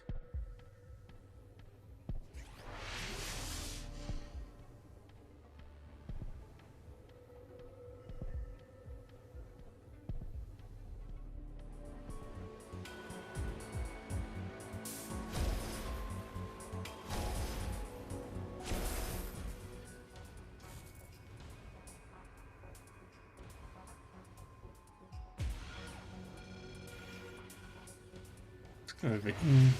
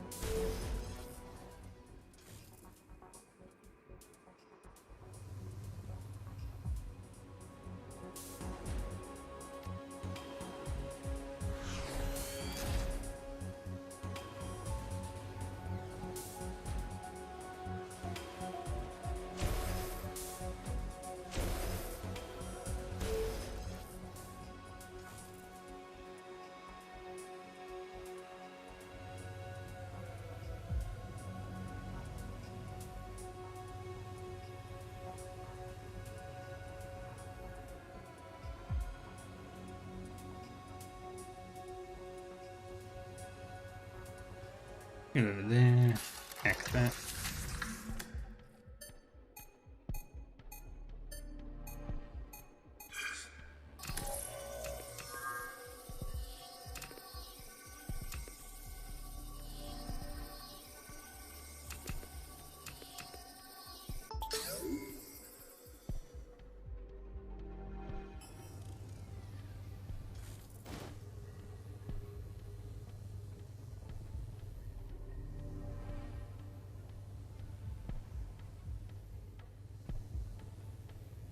Made it.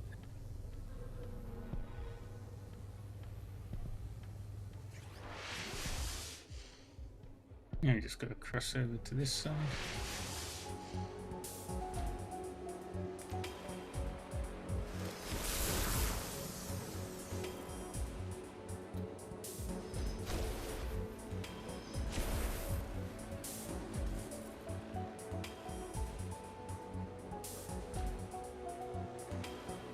And killer.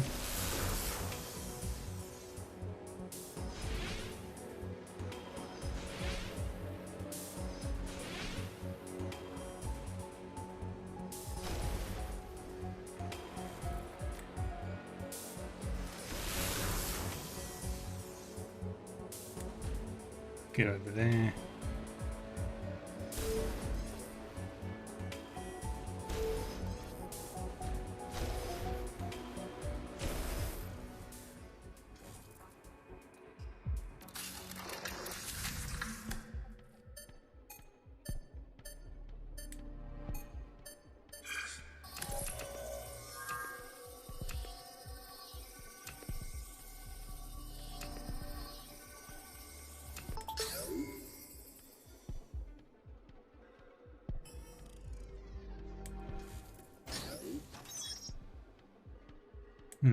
Now we've got security override. Can leave.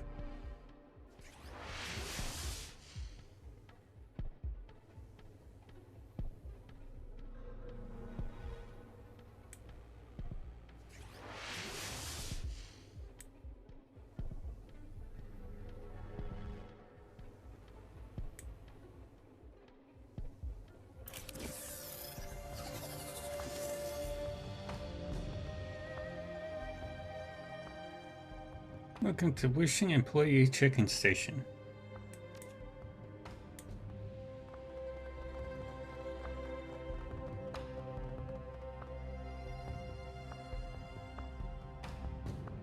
Let's do a little quick save.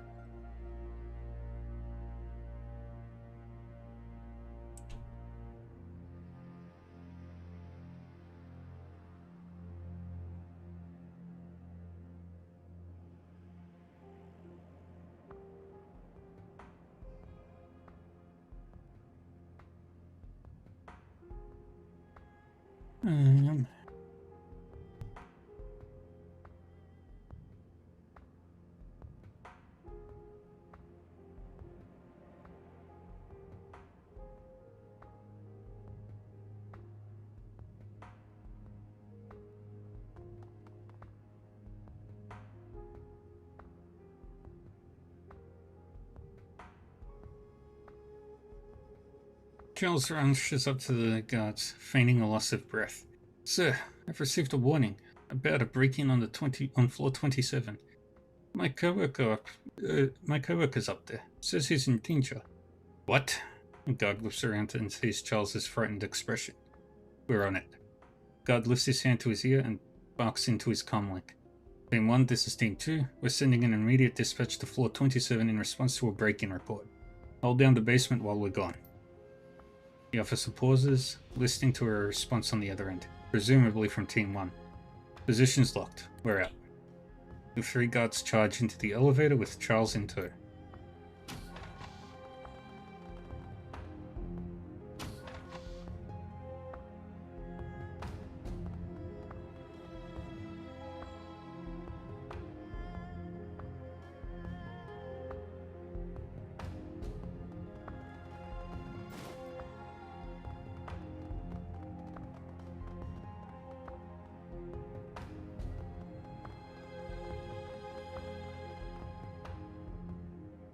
Please insert your wishing employee identification card.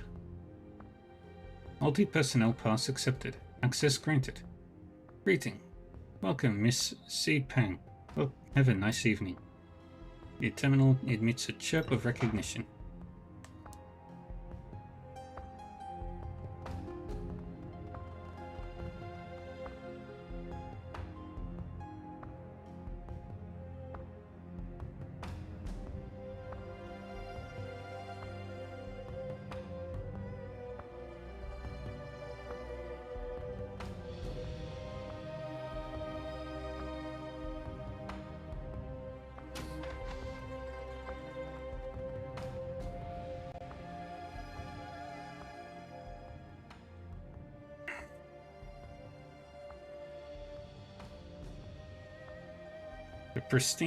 This pristine, hyper-sterilized office glistens as if every surface has been polished. The client has requested that this area be manipulated as subtly as possible, so as not to draw attention away from the temple. True defacement will happen there, distracting Wishin's security. Hopefully they won't discover this disrupted chief flow on this floor for weeks.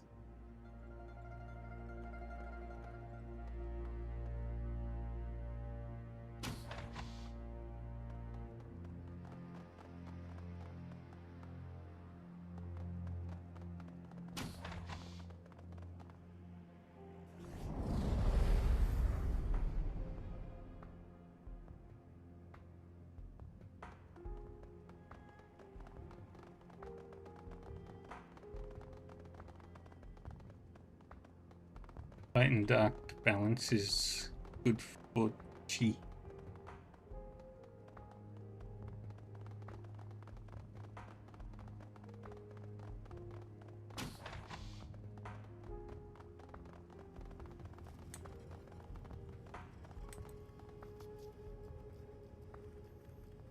The generator rests unguarded before you.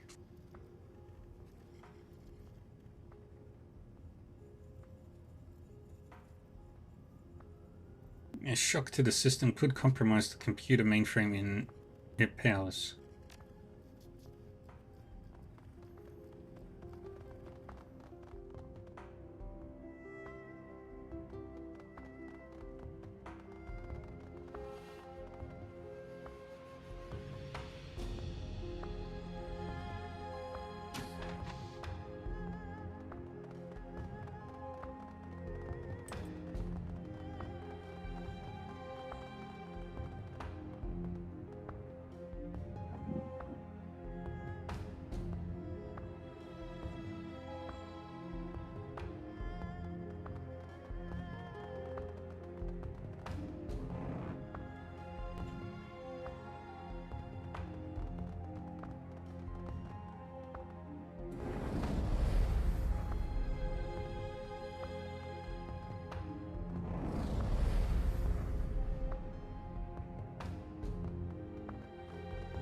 Yeah, it's full.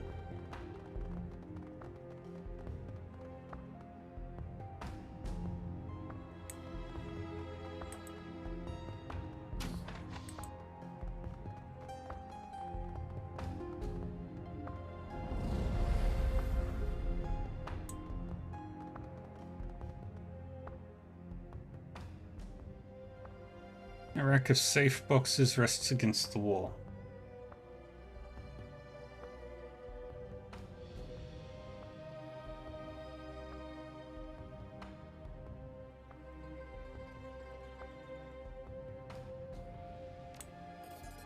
The box pops open and revealing a few cred sticks.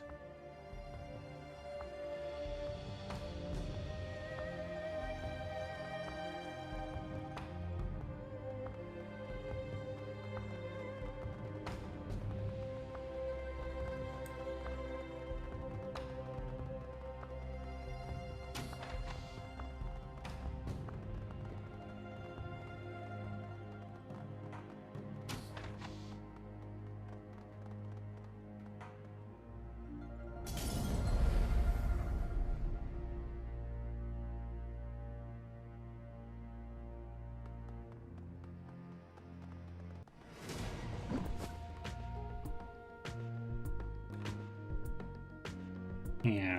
Boom. Boom.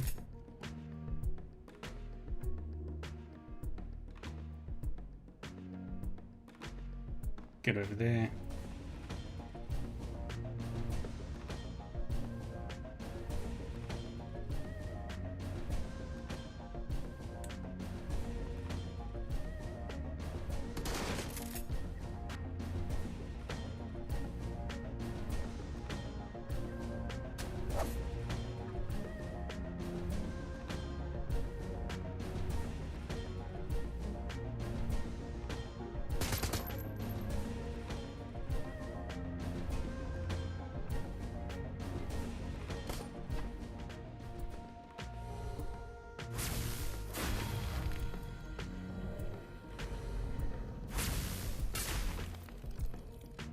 Oof.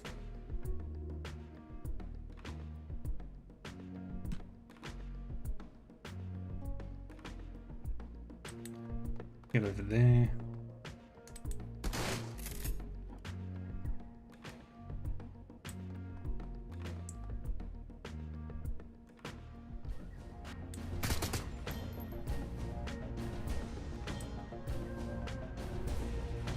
Yeah, Isabel.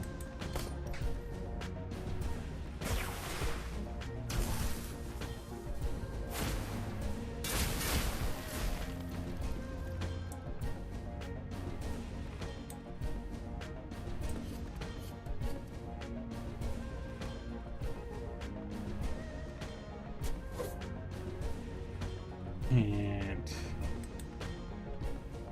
get over there.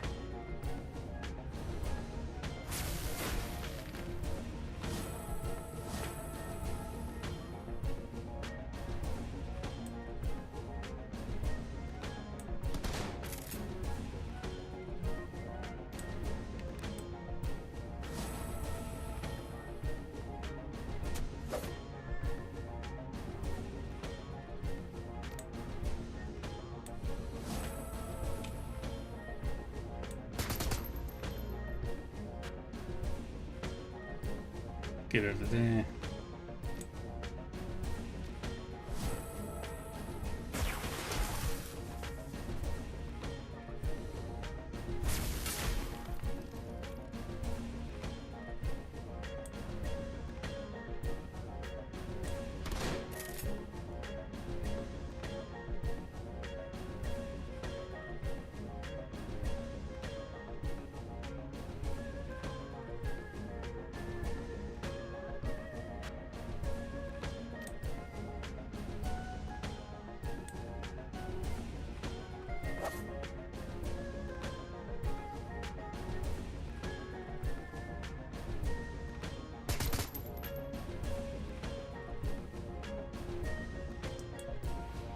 Get over there.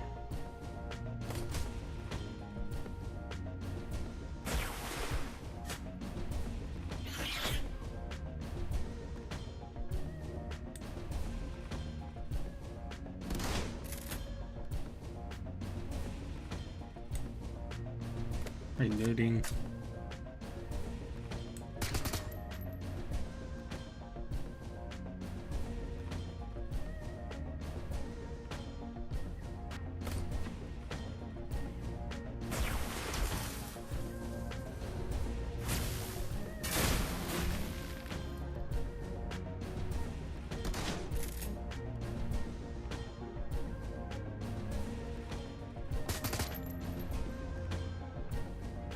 And shoot you.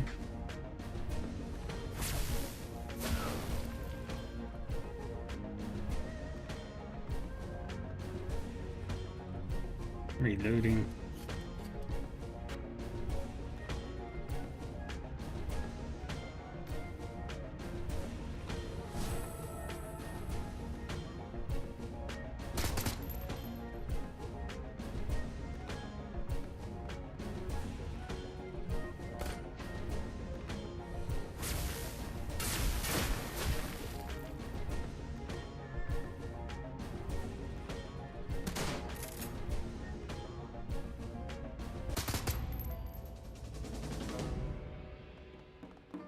Let's get you back up.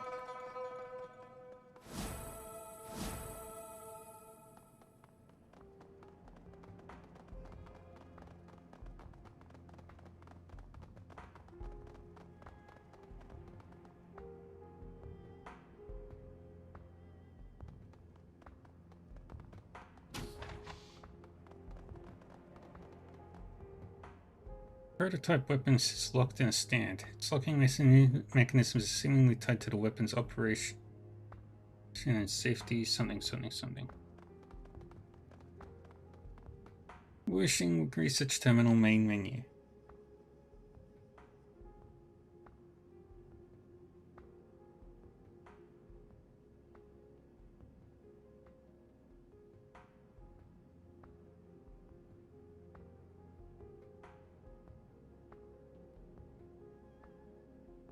Welcome, user. Please select from the following options. Several folders appear in a second window below the first. Only a couple look useful. Read the weapon manuals and specifications. Click on the folder. Large repository of files containing wishing research projects pops up.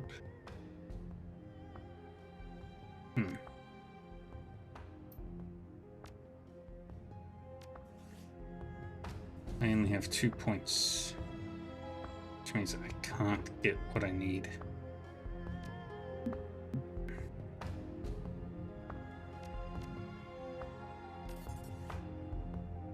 So I lose out on that weapon.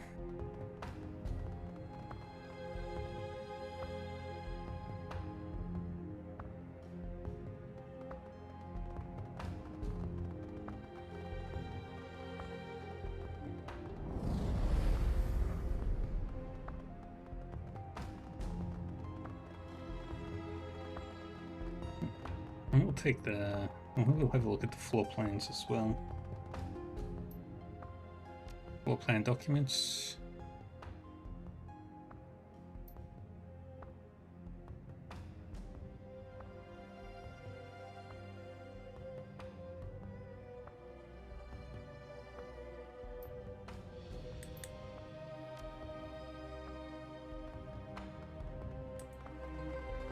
And we can't get the new gun.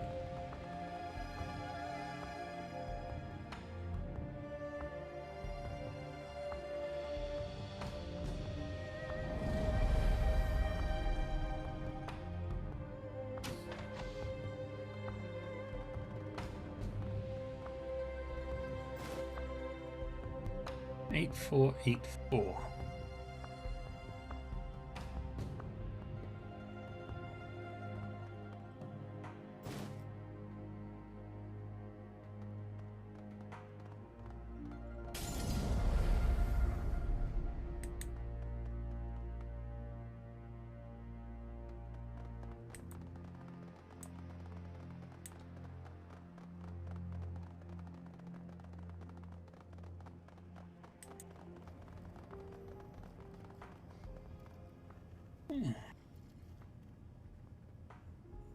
Now use a passcode to overload the generator. It was 8484. Overlay the power settings. I sense that we've thoroughly upset this building's energy. All that remains is the vandalization of the temple statue, and then we must go. The chi here has become too turbulent.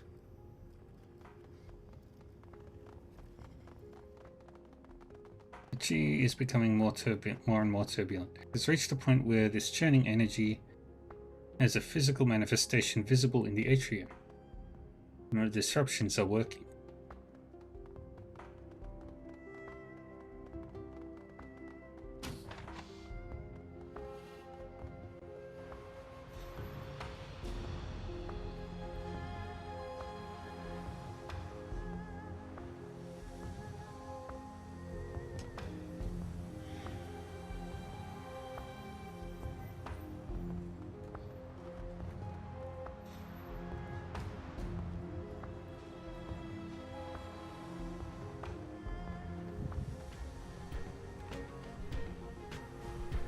Yeah.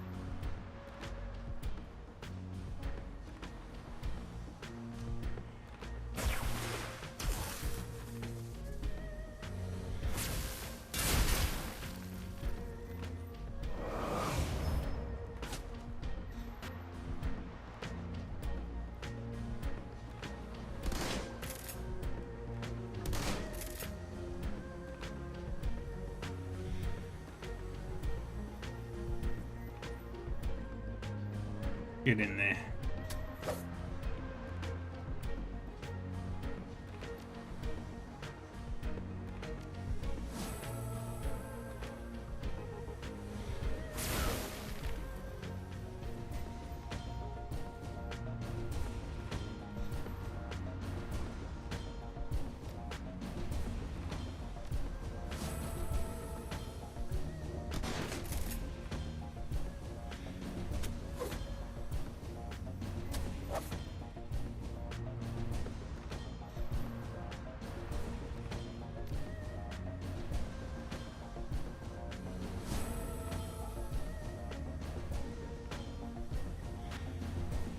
And then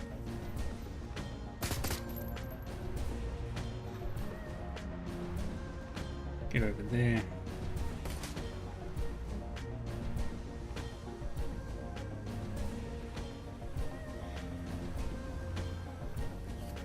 Reloading.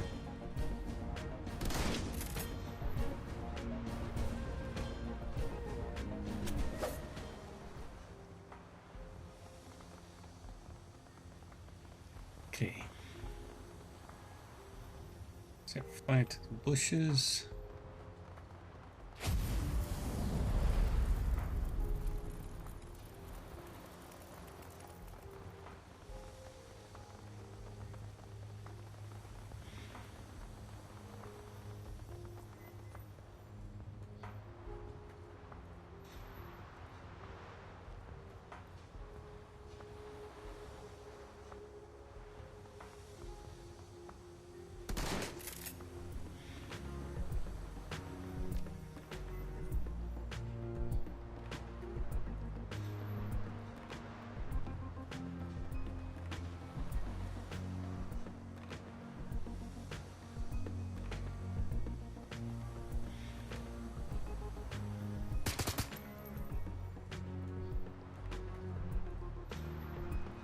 Get over there.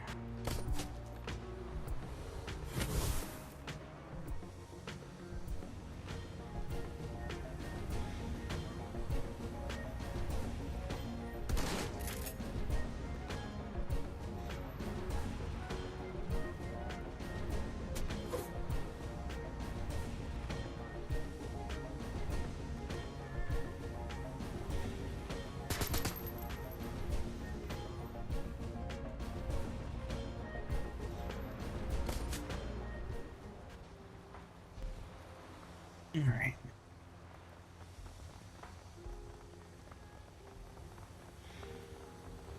Now,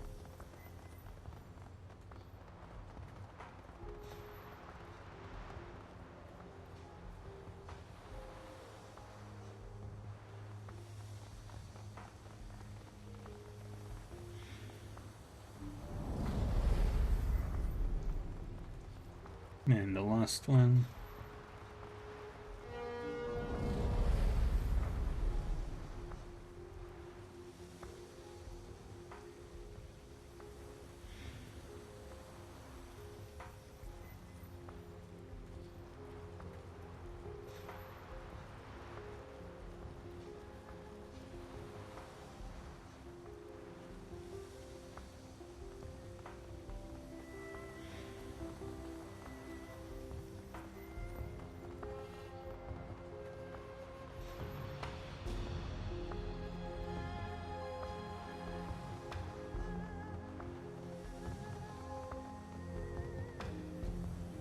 A well-dressed man steps forward, his peers staring smugly in your direction.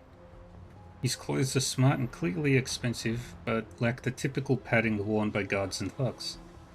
A quick look at his associates reveals the same style: mages. On behalf of Wuxing Incorporated, we have been instructed to prevent your further vandalizing of the company's property and assets. However, they never specified how, so I vote we do this the easy way. The mage motions to you with a flick of his wrist. Leave no survivors.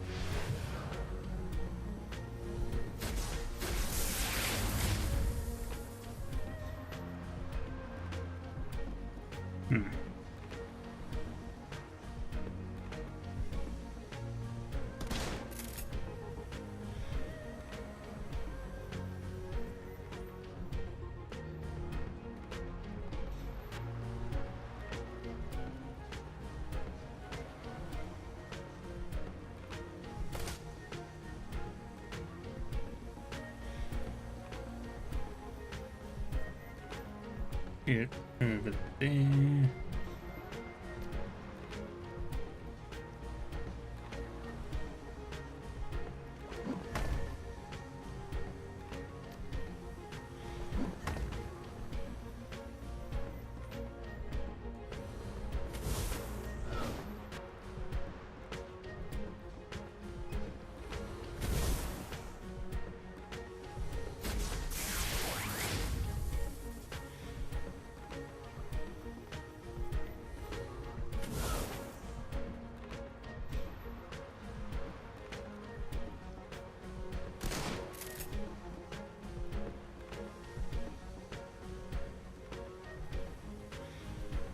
Reloading.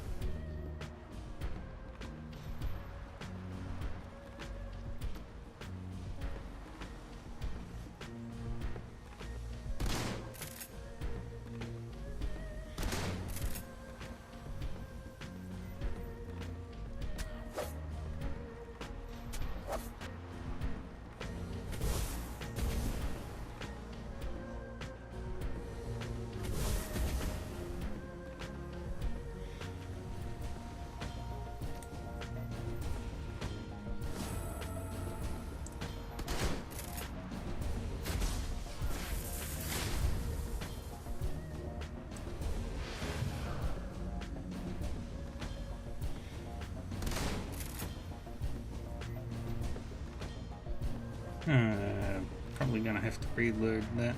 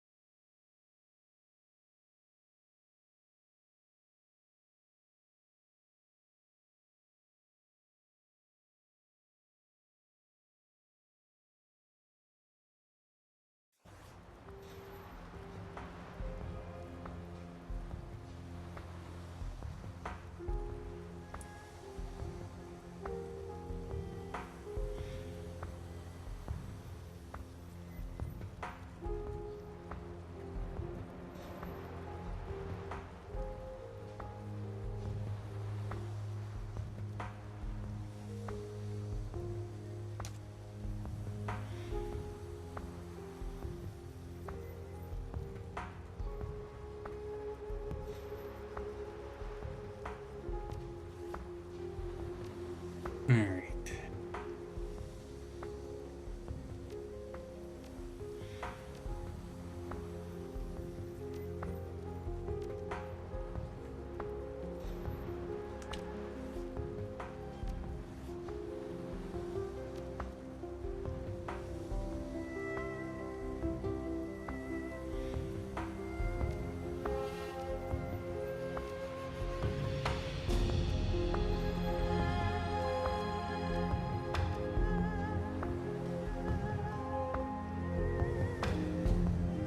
Alright, let's try this again.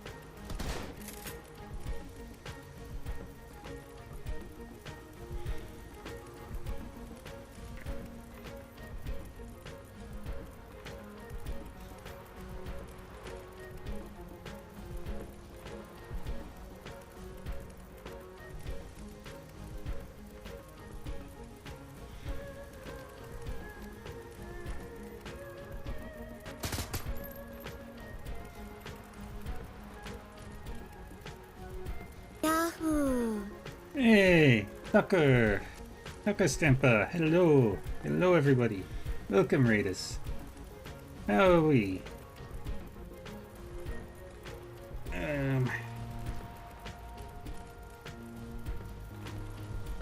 Howdy. How was Indigo Prophecy? But welcome raiders. I am Dark Reaver 40. I play video games a lot. It's going all right. I am...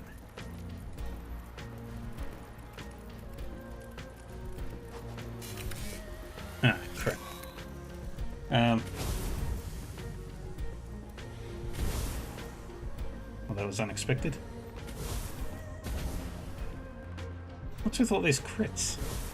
Anyway, yeah, I stream a lot. I play a variety of video games, a lot of RPGs. Right now, playing Shadowrun Hong Kong, and right now we are doing a mission where we've got to break the feng shui of a corporation and survive.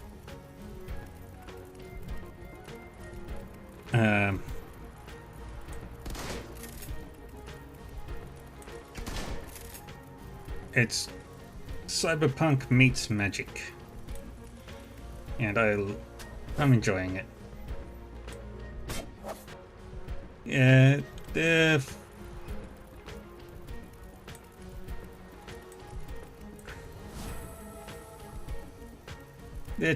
tough. I'll tell you that. Dang it.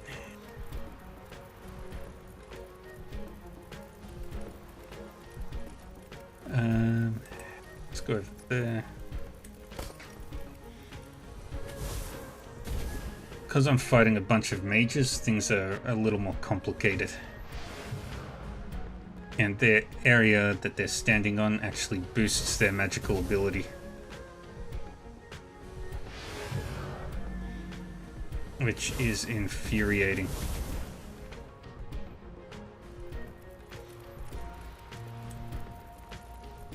There's definitely a lot of tactics involved. We're not in cover.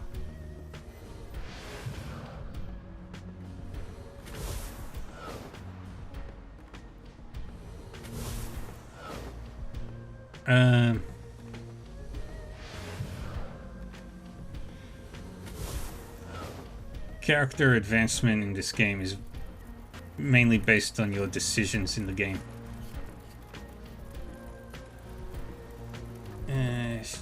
Shoot you.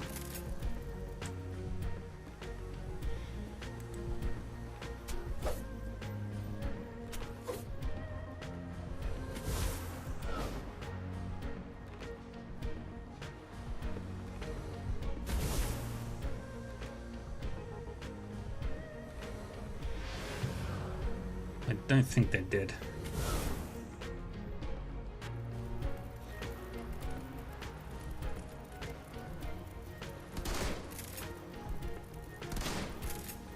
But my gun is awful.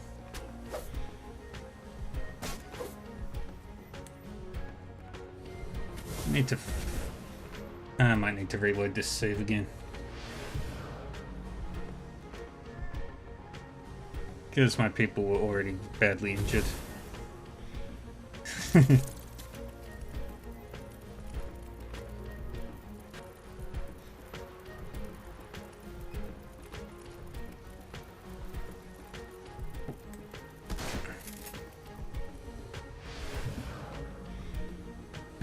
He's a healer. God damn it.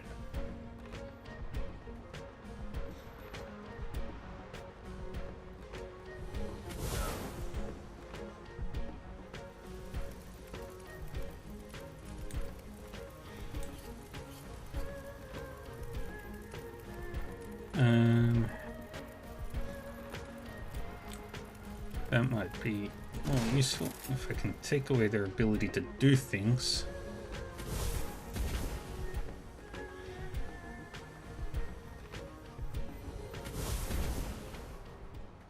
And I died.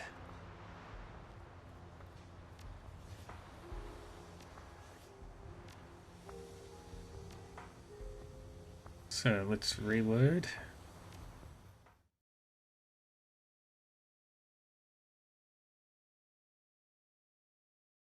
This shouldn't be this difficult.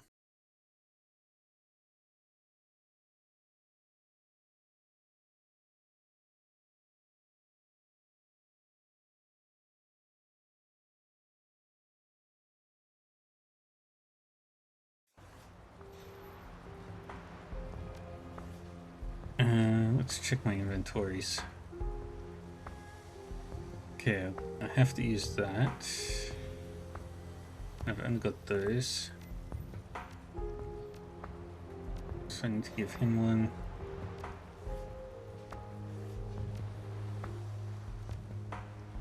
And then do that. Onto Gobbet. And then... do I need to give myself any power in anywhere? I can't upgrade that skill. Can't upgrade any of that. Although I could give myself... No, that's for dodge.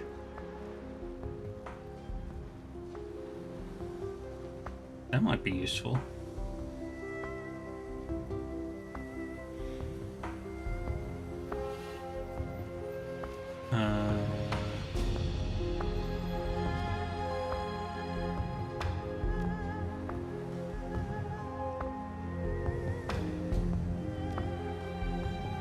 I'll give myself a point in willpower.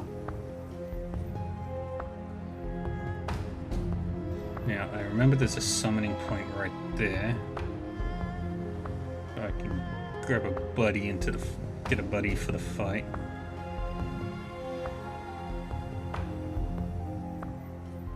Blah blah blah blah blah. They're gonna try and kill us again. What I will do... summon the spirit. Then I'm gonna get Gobbet to back up.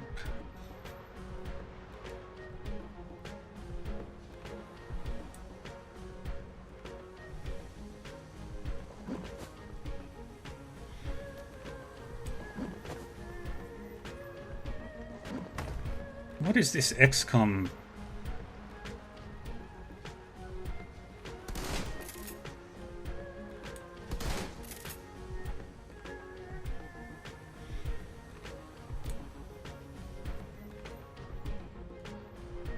Gonna send Gaichu around to the other side. Isabel is going to do that.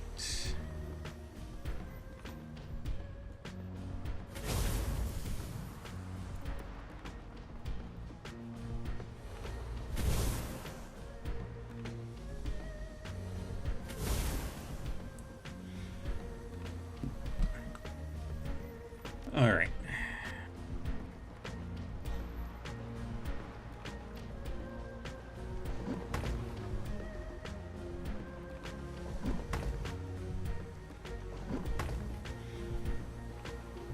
Good.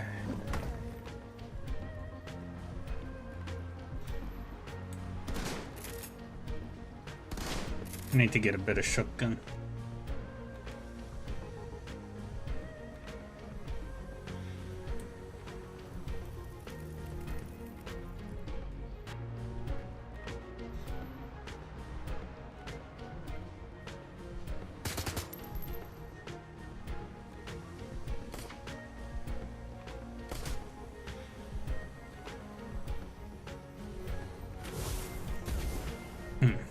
Not good. And we are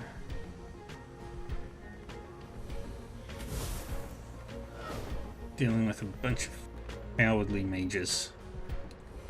Mages are cowards.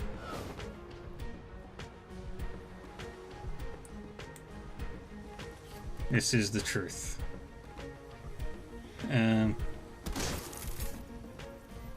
Got rid of that mage.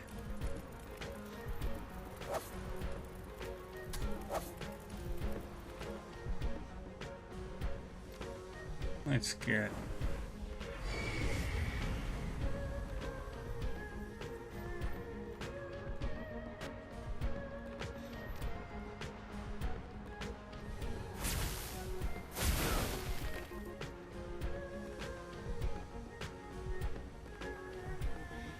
and any cover.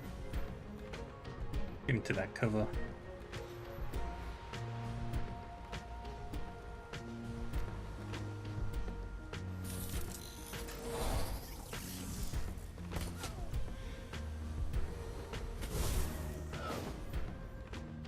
Good.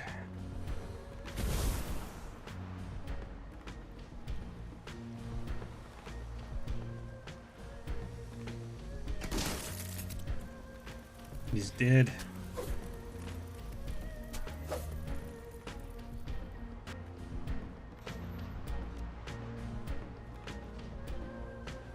Let's give you 4.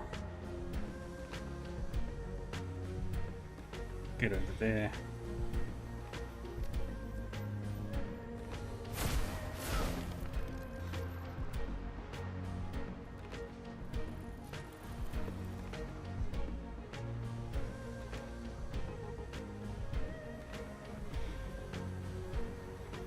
And get over there.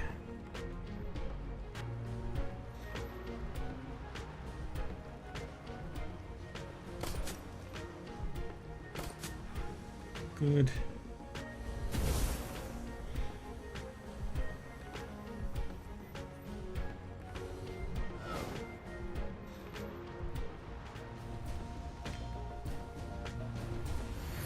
Take a shotgun to the face.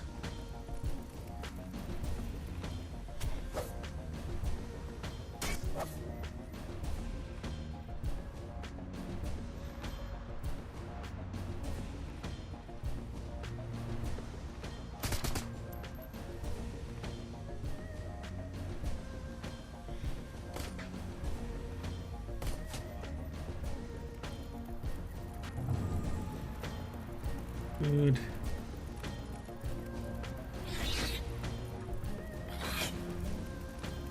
You have no magic. Yeah, this works.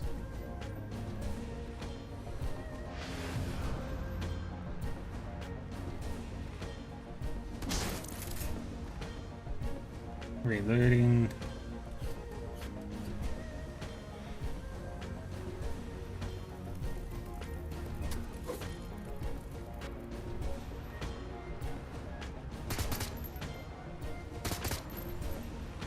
Nope. 3 damage.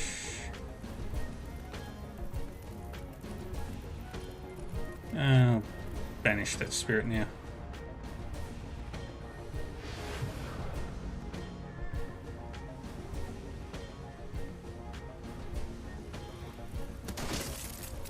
Yes, I did it. And now we can leave. Did everything we needed to do on this operation. As you reach for the elevator's control panel, you can feel the electric sensation of chi dancing across your skin.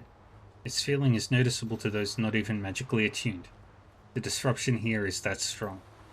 Behind you, the trapped and turbulent chi swirls inside the iconic Sky Tower atrium.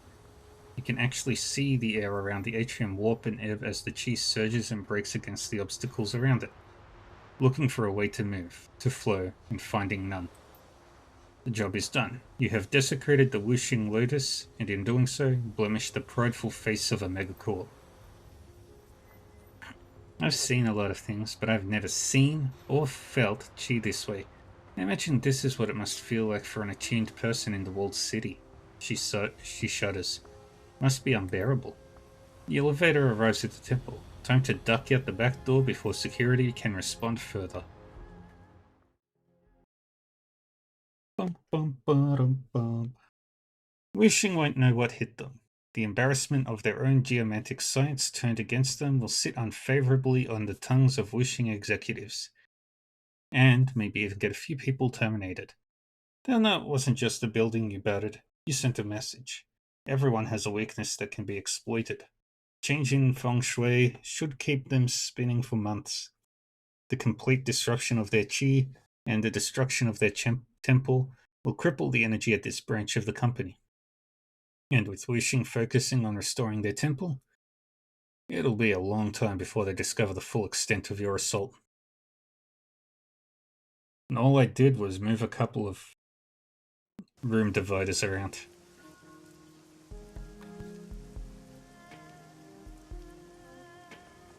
Alright. We might talk to Max. A diminutive female orc regards you with a sharp, challenging look. The fierceness of her expression contrasts starkly with her sweet, rounded face and neat bob. She flexes her cyber fists. She fires off a rapid-fire reproach in a thick Filipino accent. Why are you staring like that? Didn't anybody teach you manners? She plants her fists on her leather-clad hips and juts her chin out at you. Relax, I didn't mean to stare. She gives you an unwavering sidelong gaze. You're a stranger on my turf. I expect people to be civil to one another. This isn't your turf, it's a public area, and besides, these streets belong to my boss, kindly Cheng.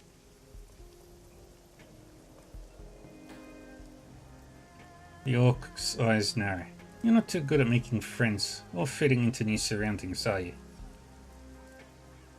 I think we got off on the wrong foot here. She blinks and her jaw unclenches. It's alright, I can tell you're a newcomer. I just feel a little protective of my part of town. The orc looks you up and down. Finally, with a gruff nod, she introduces herself. I'm Rosario Ignacio, to the members of my community, Cherry Pink. I specialize in transport missions and nanny services, and I occasionally Shadowrun for walking around money. I can also fry up a mean batch of lumpia, but you can't have any unless I like you. How did you go from babysitting to running the shadows? Her cheeks flush. Well, I used to take care of the children at a wishing bigwig up in the peak. Turned out she was siphoning corporate funds to support both a gambling addiction and an extravagant lifestyle. She got sloppy, and I stumbled across some pretty damning documents as I was tidying the house. I couldn't unsee them as much as I wished it, and I started to fear for my life. She was growing desperate, erratic. So I ran. You didn't run too far. Why not leave Hong Kong? I couldn't go back to Manila because of those JIS scumbags. But there's always been a large community of Filipinos in the shadows. I sought them out. So what's happened in the Philippines that you can't go back? The Japanese imperial state happened. Supposedly they've been in charge there for decades. I was just a little girl when they sent their imperial marines in. They destroyed my old neighborhood. I don't remember the events, but I still dream of fire to this day. Supposedly in charge, you say? The Japanese ran up against resistance from forces that came to be known as the Huck. Nationalists, neo-anarchists. But the resistance ultimately gets its backing from a dragon, Masaru. While the struggle continues, the country can't heal. Never ever cut a deal with a dragon. She shrugs. No, I haven't. Personally. I just want to be home somewhere. Well, Hawaii isn't bad. At least the people are interesting. York smiles. I agree. Perhaps you may deserve lumpia after all. No promises, though. How'd you get your cyberware? There's always been a large community of Filipinos in the shadows. I reached out and they all pitched in to set me up as a Shadowrunner. Now, whenever I land a good gig, I give most of my earnings away, giving back to the community. Do you ever have regrets about leaving your old life behind? She looks away suddenly, her eyes moistening. I'm not sentimental about my old post, if that's what you mean. York takes a big breath and continues. But on Sundays, my only day off, I used to go and sit with the other nannies and housekeepers. We'd bring pieces of cardboard so we could sit on the ground in the shade under bridges. We'd gossip, eat lumpia and rice cake, nothing special. But I don't belong to that world anymore. I couldn't risk word getting back to my old employer. I miss my old friends, though. Cherry Pink seems like an odd choice for a street name. She glowers at you. It's a bona fide Filipino nickname. Unless you want a mouthful of fist, you'll show it respect. You said that you're a nanny? She nods enthusiastically. Look around you. See these Shadowrunners and dealers of contraband and Johnsons? There's a fair number who have kids, although they wouldn't shout it from the rooftops. Usually too dangerous to keep family close. That's where I come in.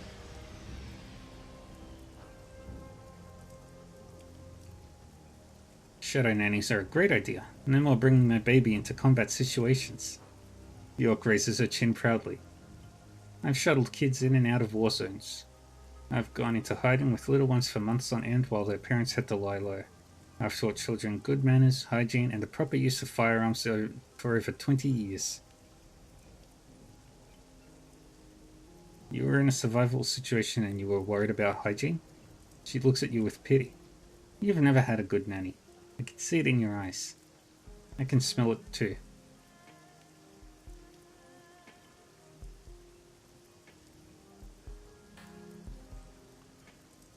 There must be something wrong with your nose. I smell as fresh as a pine forest. She smirks. I usually nanny children. But you're a prime candidate for some remedial lessons in cleanliness. No offense. Do these lessons come with Lumpia? Sign me up. She shakes her head and mutters something about Shadowrunners nowadays. I just want to make friendly conversation and people only ever want Lumpia. It's shameful. No, you cannot have Lumpia. You may only desire it from afar. You said that you make great lumpia. What is that exactly? Filipino spring rolls, crispy and delicious and full of pork, or whatever pork-flavored substitute is on sale. It's important to be frugal. It has suddenly become very important to me that you like me. The corner of her mouth twitches upward.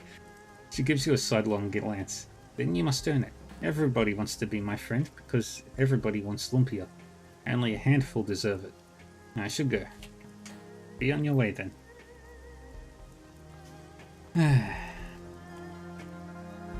Anybody? Oh, we did level up. Yay!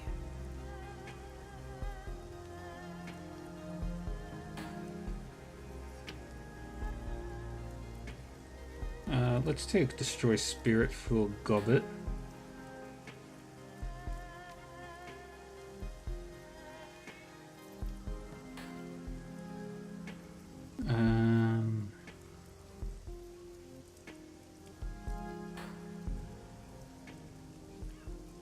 Let's grab Espionage.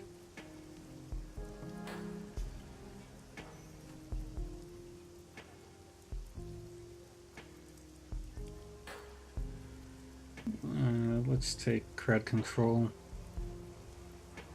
I forgot to upgrade his ability.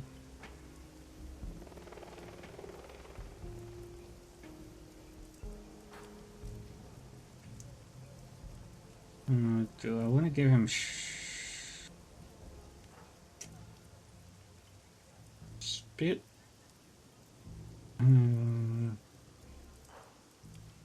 Yeah, let's take Red Samurai.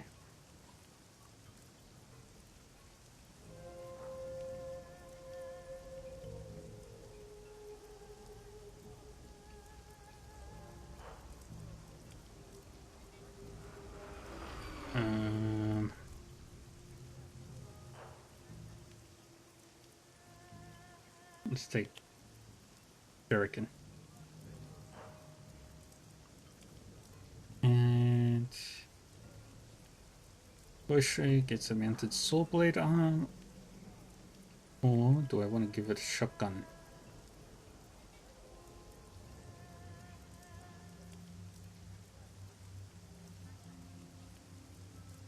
Let's go Mangler route.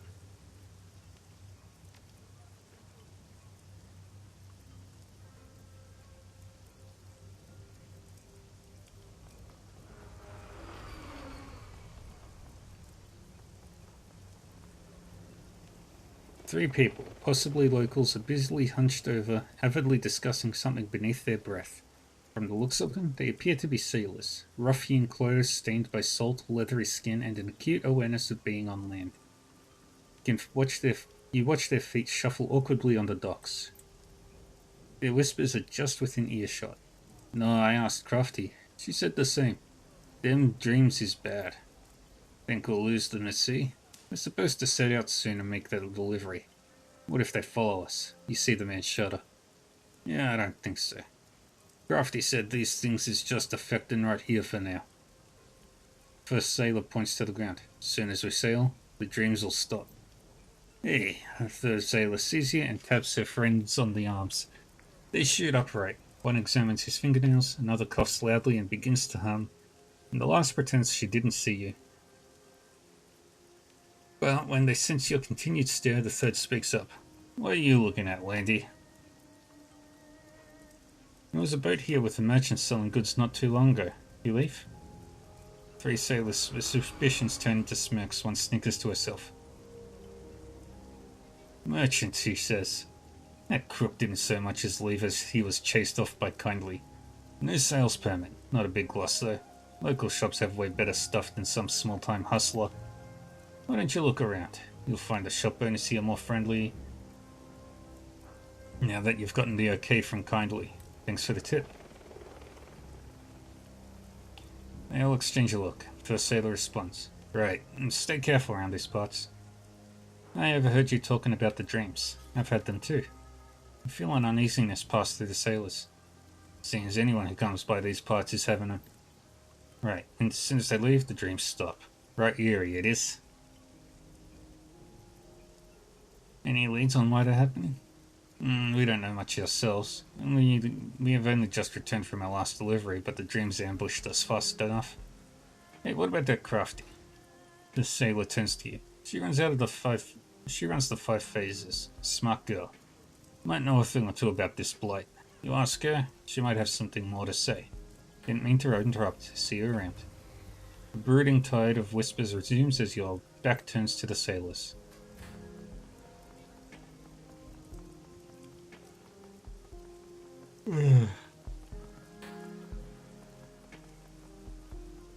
Let's go see if we can upgrade our gear yet.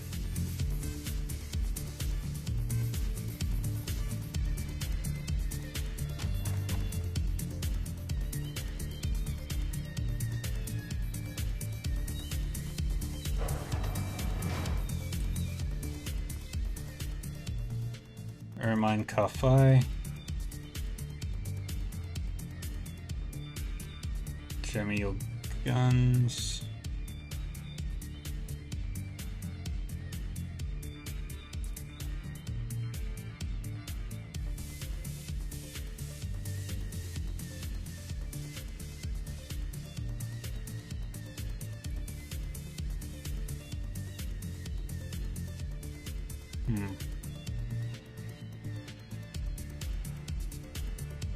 Let's grab the Remington 990.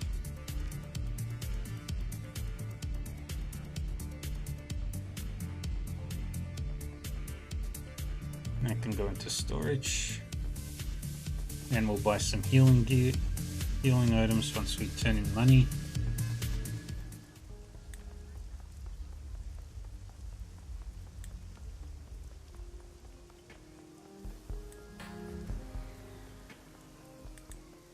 Shouldn't have to upgrade our weapon.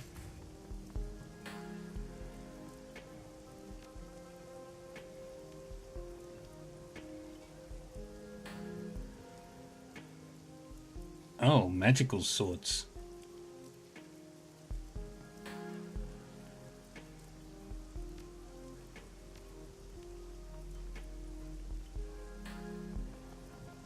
Alright, I'm gonna turn in our money, our job, and get our money, and then we'll go to Ambrose. And also talk to the crew.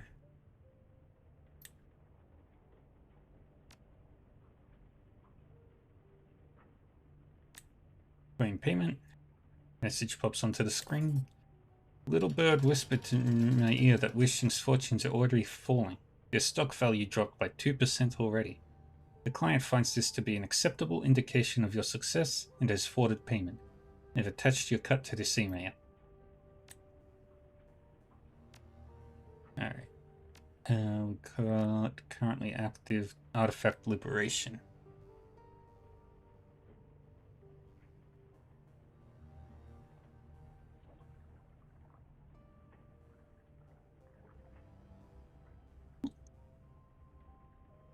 Two unread messages. Little birds have been whispering in my ear about an urgent and high-paying run. Steel Arm Lu, a red Pole, managed to get his hands on information concerning a prototype laser weapon in development by Ares Asia Holdings. For years, the Yellow Lotus and the Red Dragon have been locked in a Cold War. Despite this, we remain evenly matched. Neither one of us can attack the other without being exposed to devastating reprisals. Lu wants to change this, and he has a plan. Rather than strike directly, Lu intends to aim external forces at the Red Dragon, specifically Knight Errant. He intends to frame a white paper fan named Golden Fong, making it appear that the Red Dragon have been bribing Ares researchers for classified data. 2 leading drone and energy weapons researchers have recently transferred from London to Hong Kong and are running the project. Doctors Taylor and Hardingham were respected in Europe, but in Hong Kong they remain unknown quantities. They are untrusted and therefore are considered untrustworthy. Perfect targets, in other words. We will provide data that will make it look as if the researchers were contacted by Golden Fong and made quite a bit of money, but grew tired of the arrangement. Transfer the attached files to a data chip. Files are bundled with a worm program which will auto-execute when inserted into the appropriate systems. You need not bring a Decker, though one may be helpful. You will need to plant data in the visitor records system, the camera systems in Hardingham and Taylor's lab. The financial data is to be transferred to Dr. Taylor's personal terminal.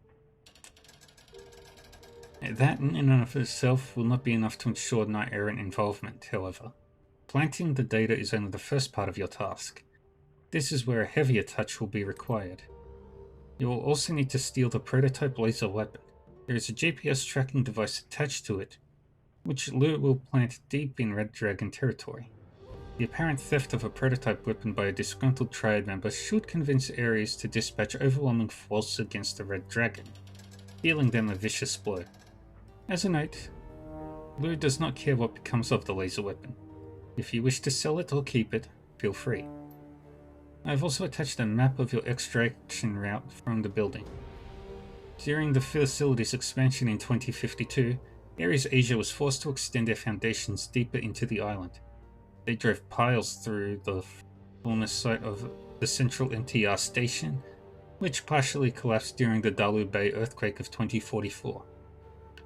Practically, this means that you can exit through the basement, directly onto the new MTR line through the central. With any luck, you can be gone without anyone knowing how. Unfortunately, this route is heavily alarmed, so you will be forced to go in the front door. If you can con the front desk, you should have no problems. The facility is both an office and a residence, so strange people coming and going at odd hours is not unusual. If you're not up to fast talk, however, be prepared to shoot your way in. Lu does not care if you are loud or quiet, but a word of caution. You came by all this information via the loose loops of one of the research team. Other fixers know of this job. Move fast and you are guaranteed success. But there are definitely other Shadowrunners with an eye on your prize.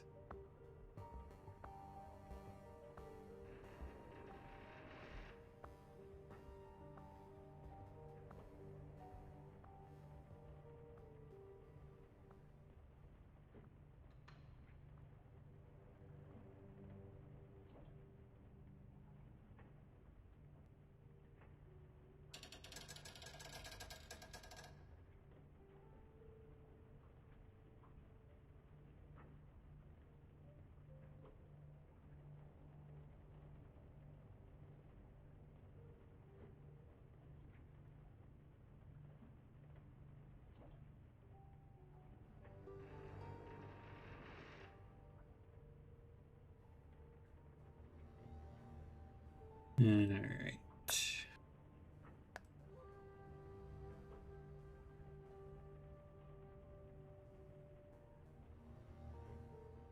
And let's take the run.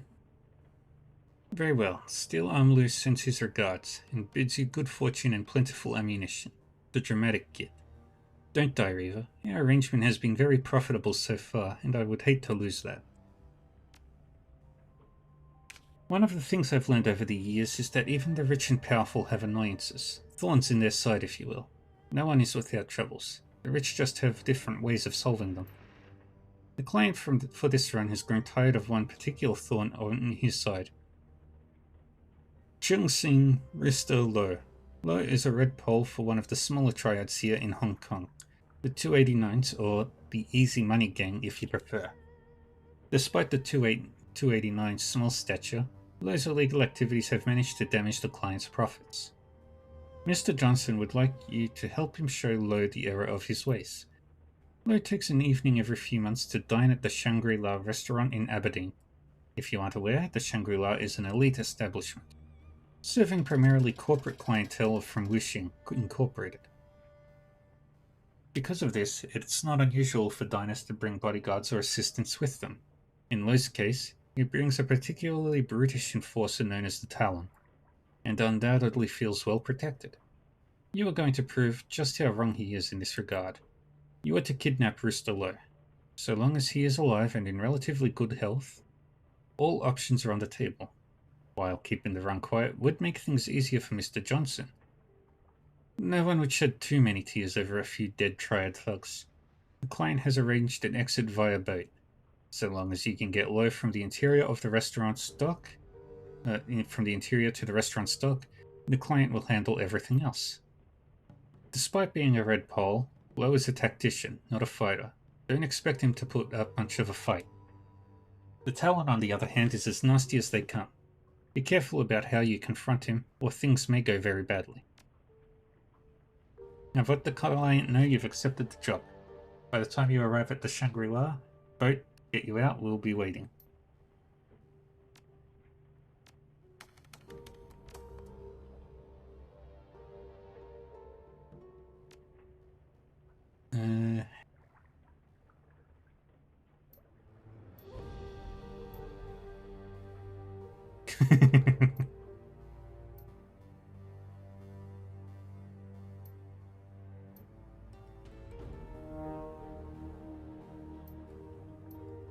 Yeah.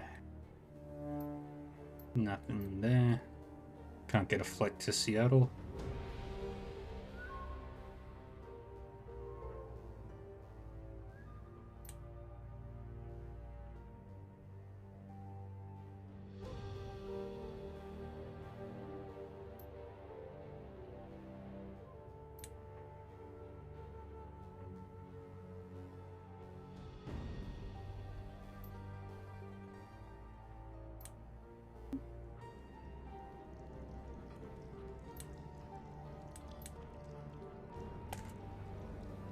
Hydrate.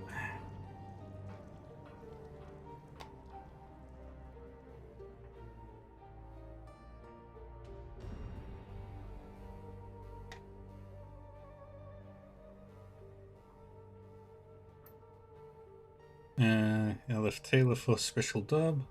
Looking for Taylor.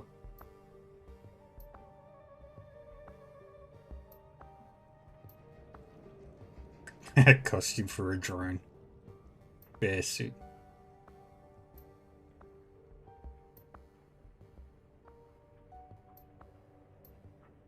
Yeah, the hunt continues. And despite their efforts, no one has yet come forward. The government of Henan has denied all connection with the terrorist fugitives, even going so far as to state the White Star organization no longer exists. There has been no word from the HKPF on the whereabouts of the fugitive terrorists. The mood on the streets is nervous. There is no telling when or where these terrorists will strike. For now, the Special Duties Unit of the HKPF remains on active alert, ready to respond at a moment's notice. This is Sunning Chang, with Horizon News, signing off. What a load of crap. How are they going to convince us that a bunch of crazy terrorists got into the FEZ and just disappeared under their noses, huh? This would never happen if Lone Star was the sole police force here.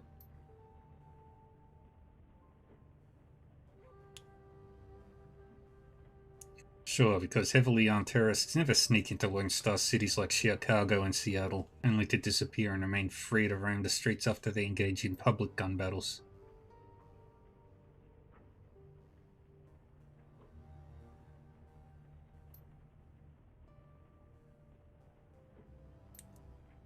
Verse Smack. The last Shadowland Poetry Slam.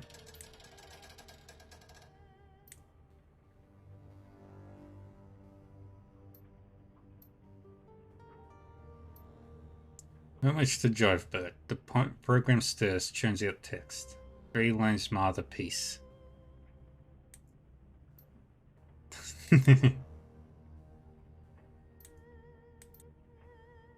AI taking away the poetry slam. Despair grips the poets, a machine crafting haikus. The jivebot breaks free. The slam is now slammed. This program has broken loose. Pandemonium.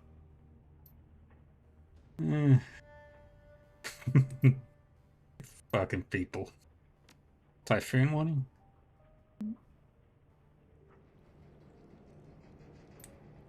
Imperial Japanese Meteorological Agency today issued advanced typhoon warning for the northern Philippines and the coast of the Guangdong Confederation, as Tropical Storm Usagi has grown into a full-strength typhoon, Category 3, in the Pacific. Typhoon Usagi has formed late in the year for such a powerful storm. Meteorologists credit this growing trend of awakened cold season typhoons to global warming and powerful magical vortices in the eastern Pacific, which appears to help drive moist air convective over cooler ocean waters. The newscaster looks down at her notes.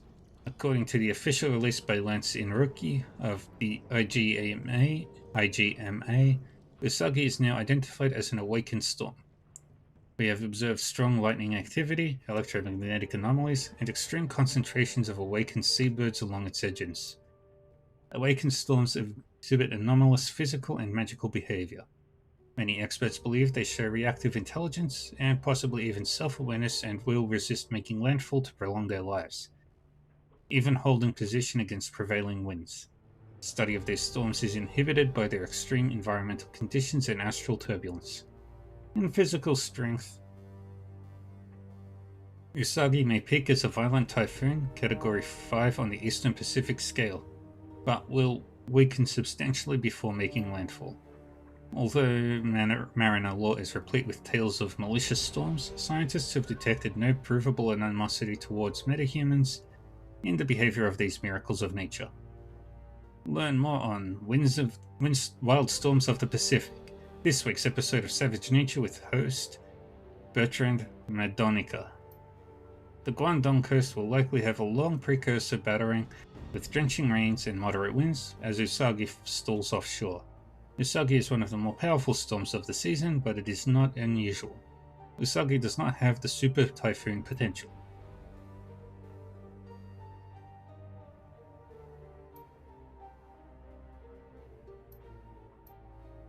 Yeah, everybody loves storms.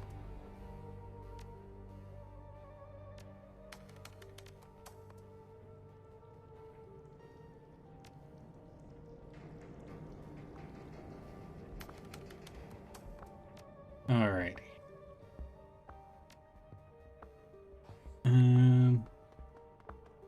Alright, well, just talk to the crew that I took with me. Go to sleep, and we'll go do our next job. We took Gobbet. Welcome back, Seattle. Any thoughts about the last run? Well, it surprises me how much corporations will pay to screw up a competitor's feng shui. Hell, they'll even take each other to court over architecture that blocks chi. It has real impact though. A little shift here and there might not seem like much, but even fractions of a penny lost on their stock value is millions. Gobbet shrugs, pursing her lips. I could see us change the flow of chi in that building, but I still have no idea how to make it work for me. You need a real specialist for that, like a Taoist priest or something. Based on what I could see though, I think Wu Xing's fortunes will wane, at least for the time being. They'll fix what we broke, eventually, but until then, there may be a rash of stubbed toes. Gotta run, Gobbet. Take care. Sure, drop by anytime. Now, Isabel. Any thoughts about that last run?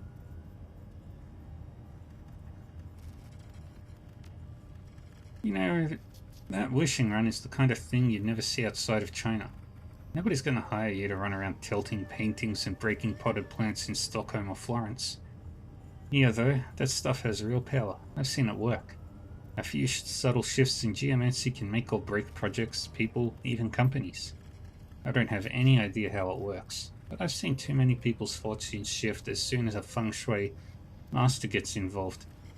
I'm also not sure how much it can affect the fortunes of a company as big as Wishing, but even a small shift is enough to cost a company like that millions of new yen.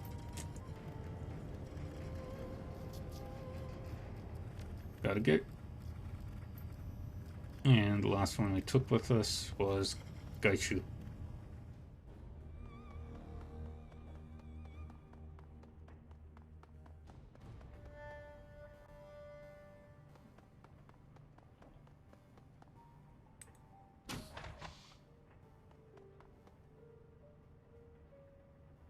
Gaichu dips his head in greeting as you enter.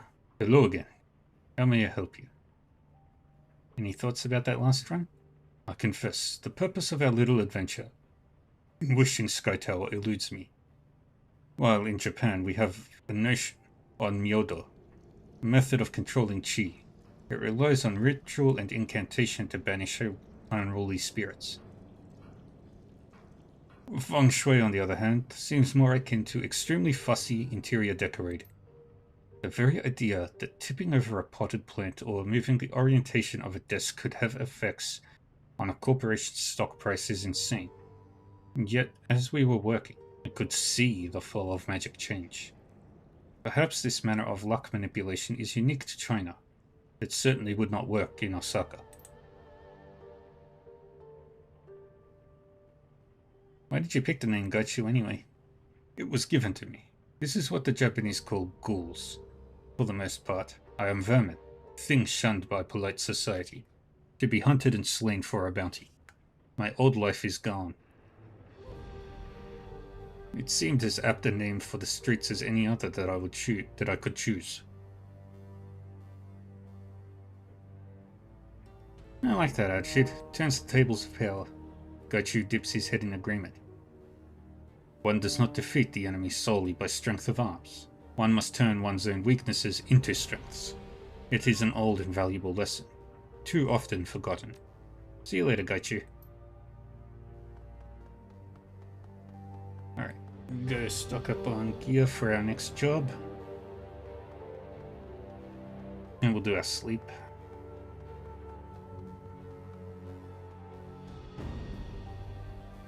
You wake with a start. Once again, you're tangled in your sheets, drenched in sweat. Your throat feels like it's on fire. Can't remember what your dreams were about, not precisely, but again you feel that yearning sensation, the emptiness in your gut and in your chest. The head throbbing, you heave yourself out of bed. We have nightmares. Yay.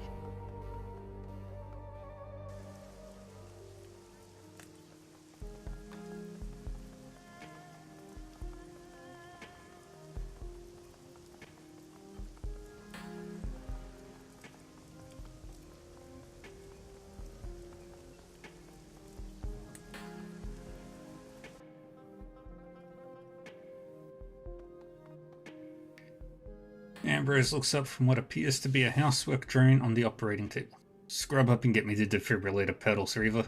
I'm installing some headers on this guy's liver. Now we're going to shock him back to life. Ambrose bursts into laughter. But seriously, hand me the loop. What can I do for you today?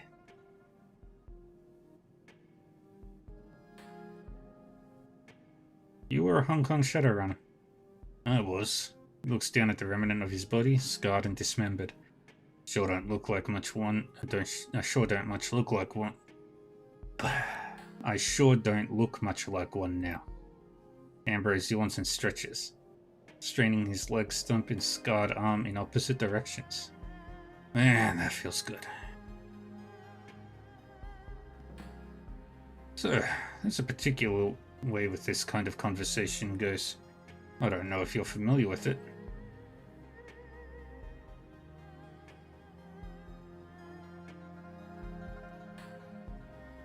I presume we share useful intelligence washed of incriminating data. That's a damn fine idea. Listen, I'm circumspect about my past. Now, you're a new active runner, so I don't want to know any of your story. It's only a liability to me. Ambrose pops himself up, painfully, and leans forward a little. His living eye has an intelligent gleam to it, so let's make this conversation useful. I'll cut the BS and give you some down low on Hong Kong, from an expat runner perspective. In return, you don't dig for my jobs list. Deal? Deal. Rock solid. Hong Kong's a good lily pad for a derby crasher like yourself, Reaver. The shadows are deep, the money flows. It's friendly to foreigners, and there's no real government. The whole place is run by corporations and syndicates. However, as fresh meat off the boat, you've got to decide who you want to be. Foreign runners follow 3 career paths in the Kong. They assimilate, they burn their bridges and get out fast, or they die. If you're a short timer, you can be as violent and splashy as you want, but... A Waldo arm swings over his shoulder and points emphatically at you with its claw. If you're in for the long haul, learn the local arts. Discretion, restraint, respect. Get that long-term face and don't embarrass people. The Hong Kong shadows grind through expendable runners. You are loaded up with bad face and then dumped into Victoria Harbour. So whatever you do, watch your back. Ooh, ads. I'll wait for the ads to finish.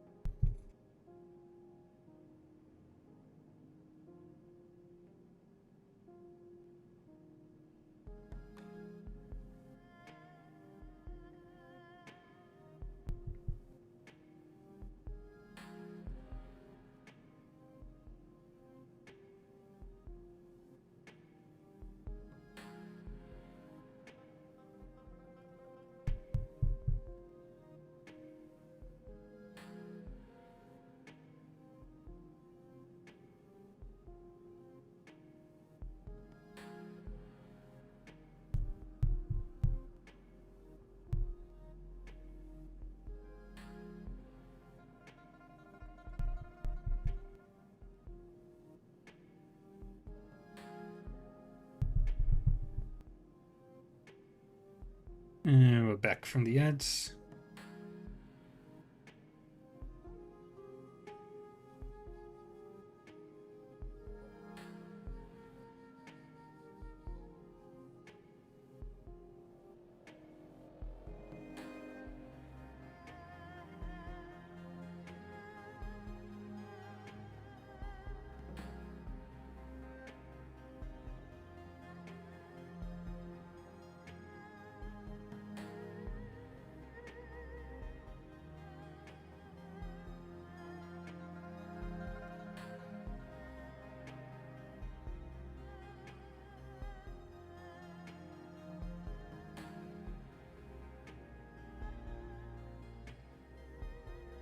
Alright,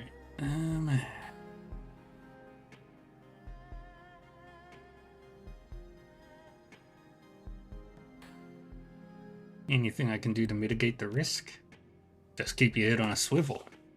If you're only planning to be here for a couple of months and then vanish, cash in big. But if you want a life here, you've got to play by the rules. The other thing to remember is that Hong Kong is a really complex place. It's one of the great global cities with enclaves of every major megacorp.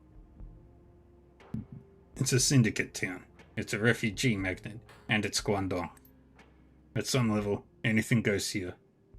But, Ambrose takes a deep breath and continues in a low tone of appreciation.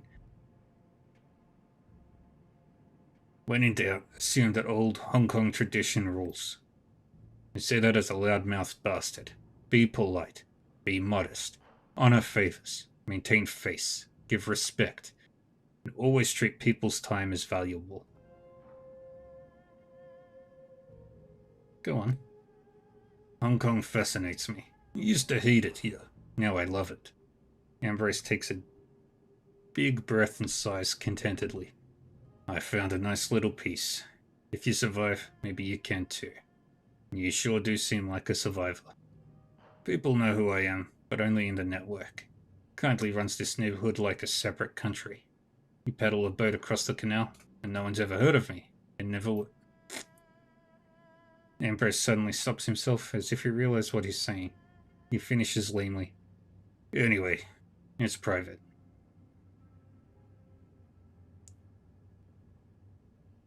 Sounds like something went sideways back in those runner days that you don't talk about. No, Captain Obvious. Ambrose's voice is laden with irritated sarcasm. I learned everything I just told you from the Tai Chi duty at the end of the dock. That's also where I got the overuse injury that put me in this chair. Kinda like you, Riva, in spite of your choice moments. Watch yourself out there. Have you been having dreams, Ambrose? Nightmares? Nightmares? Hello, Riva, that's my life. Fill up with a bottle of vodka and a handful of pills every night. But if you mean the toothy hunting horror dream, yeah, I've been having it. Shit, it's just one more nightmare. Ambrose drops his voice and leans forward a little in his wheelchair. Let me tell you though, I've been doing a brisk business in sleep aids. Just today someone asked me for some ketamine. Ketamine? That stuff is a horse tranquilizer. What the hell made them think of that? Can you think of any medical reason we'd all be having the same nightmare? Nope. Even if we were all doing something similar, intensively, it shouldn't happen. Our experiences are all too different. I've heard of mages and shamans who are somehow connecting to each other sharing dreams, but that's all. Ambrose waves his hand dismissively. Hell, what do I know? I'm not a doctor. I'm just a guy who subscribes to psychological modernista. If you want to know about dreams, ask Crafty. My formal diagnosis is that something fucking weird is going on. Thanks, Ambrose. No problem. Just doing my part to tamp down the crazy. Services.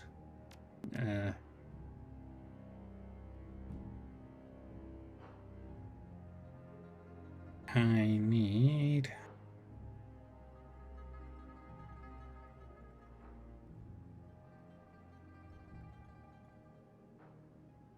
that's a Cyber Affinity 2.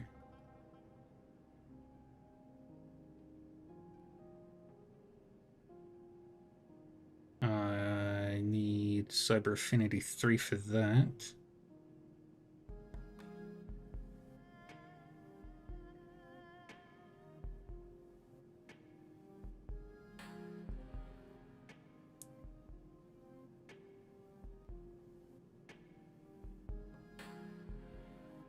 I'll install that into the right arm.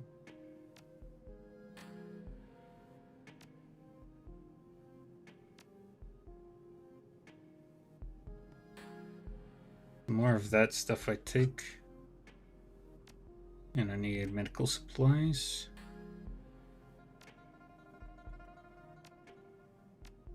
Buy all of those, and then the advanced and basic medkits.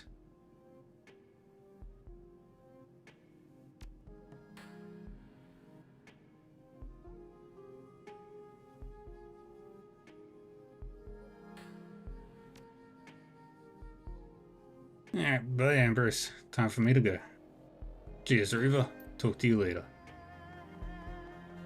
And speaking of time to go,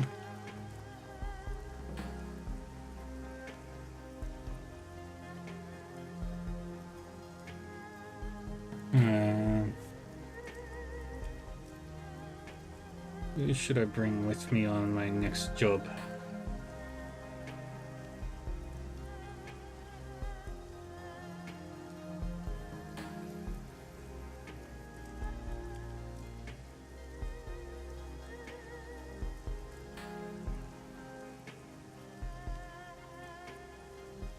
Oops.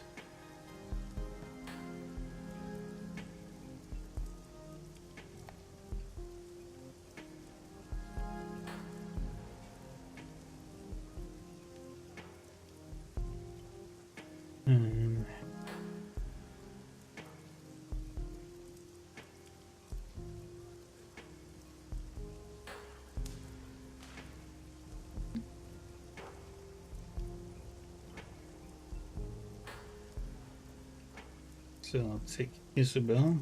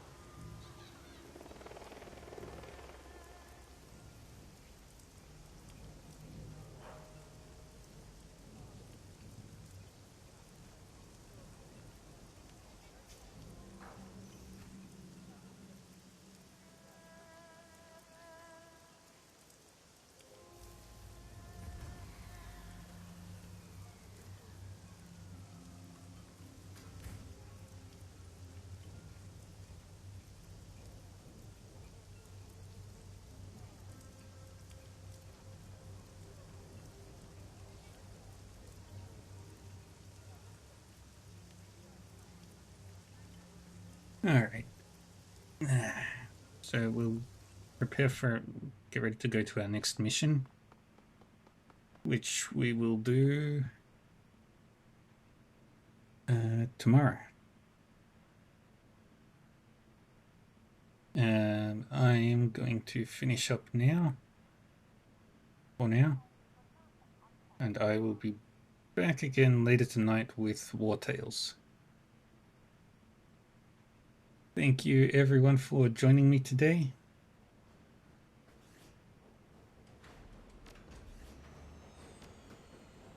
Quit.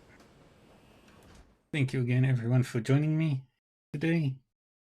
I appreciate all the raids, all the lurkies.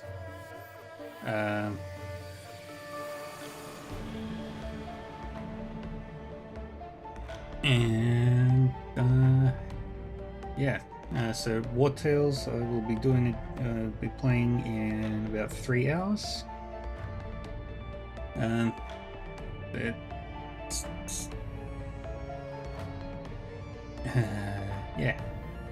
Alright. Let's go raid somebody for now.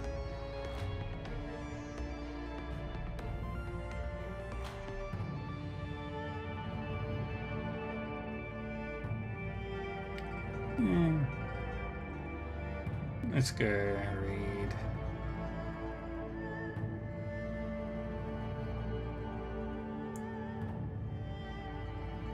Alrighty, friends. Take care of yourselves. Stay safe, stay happy, and stay healthy.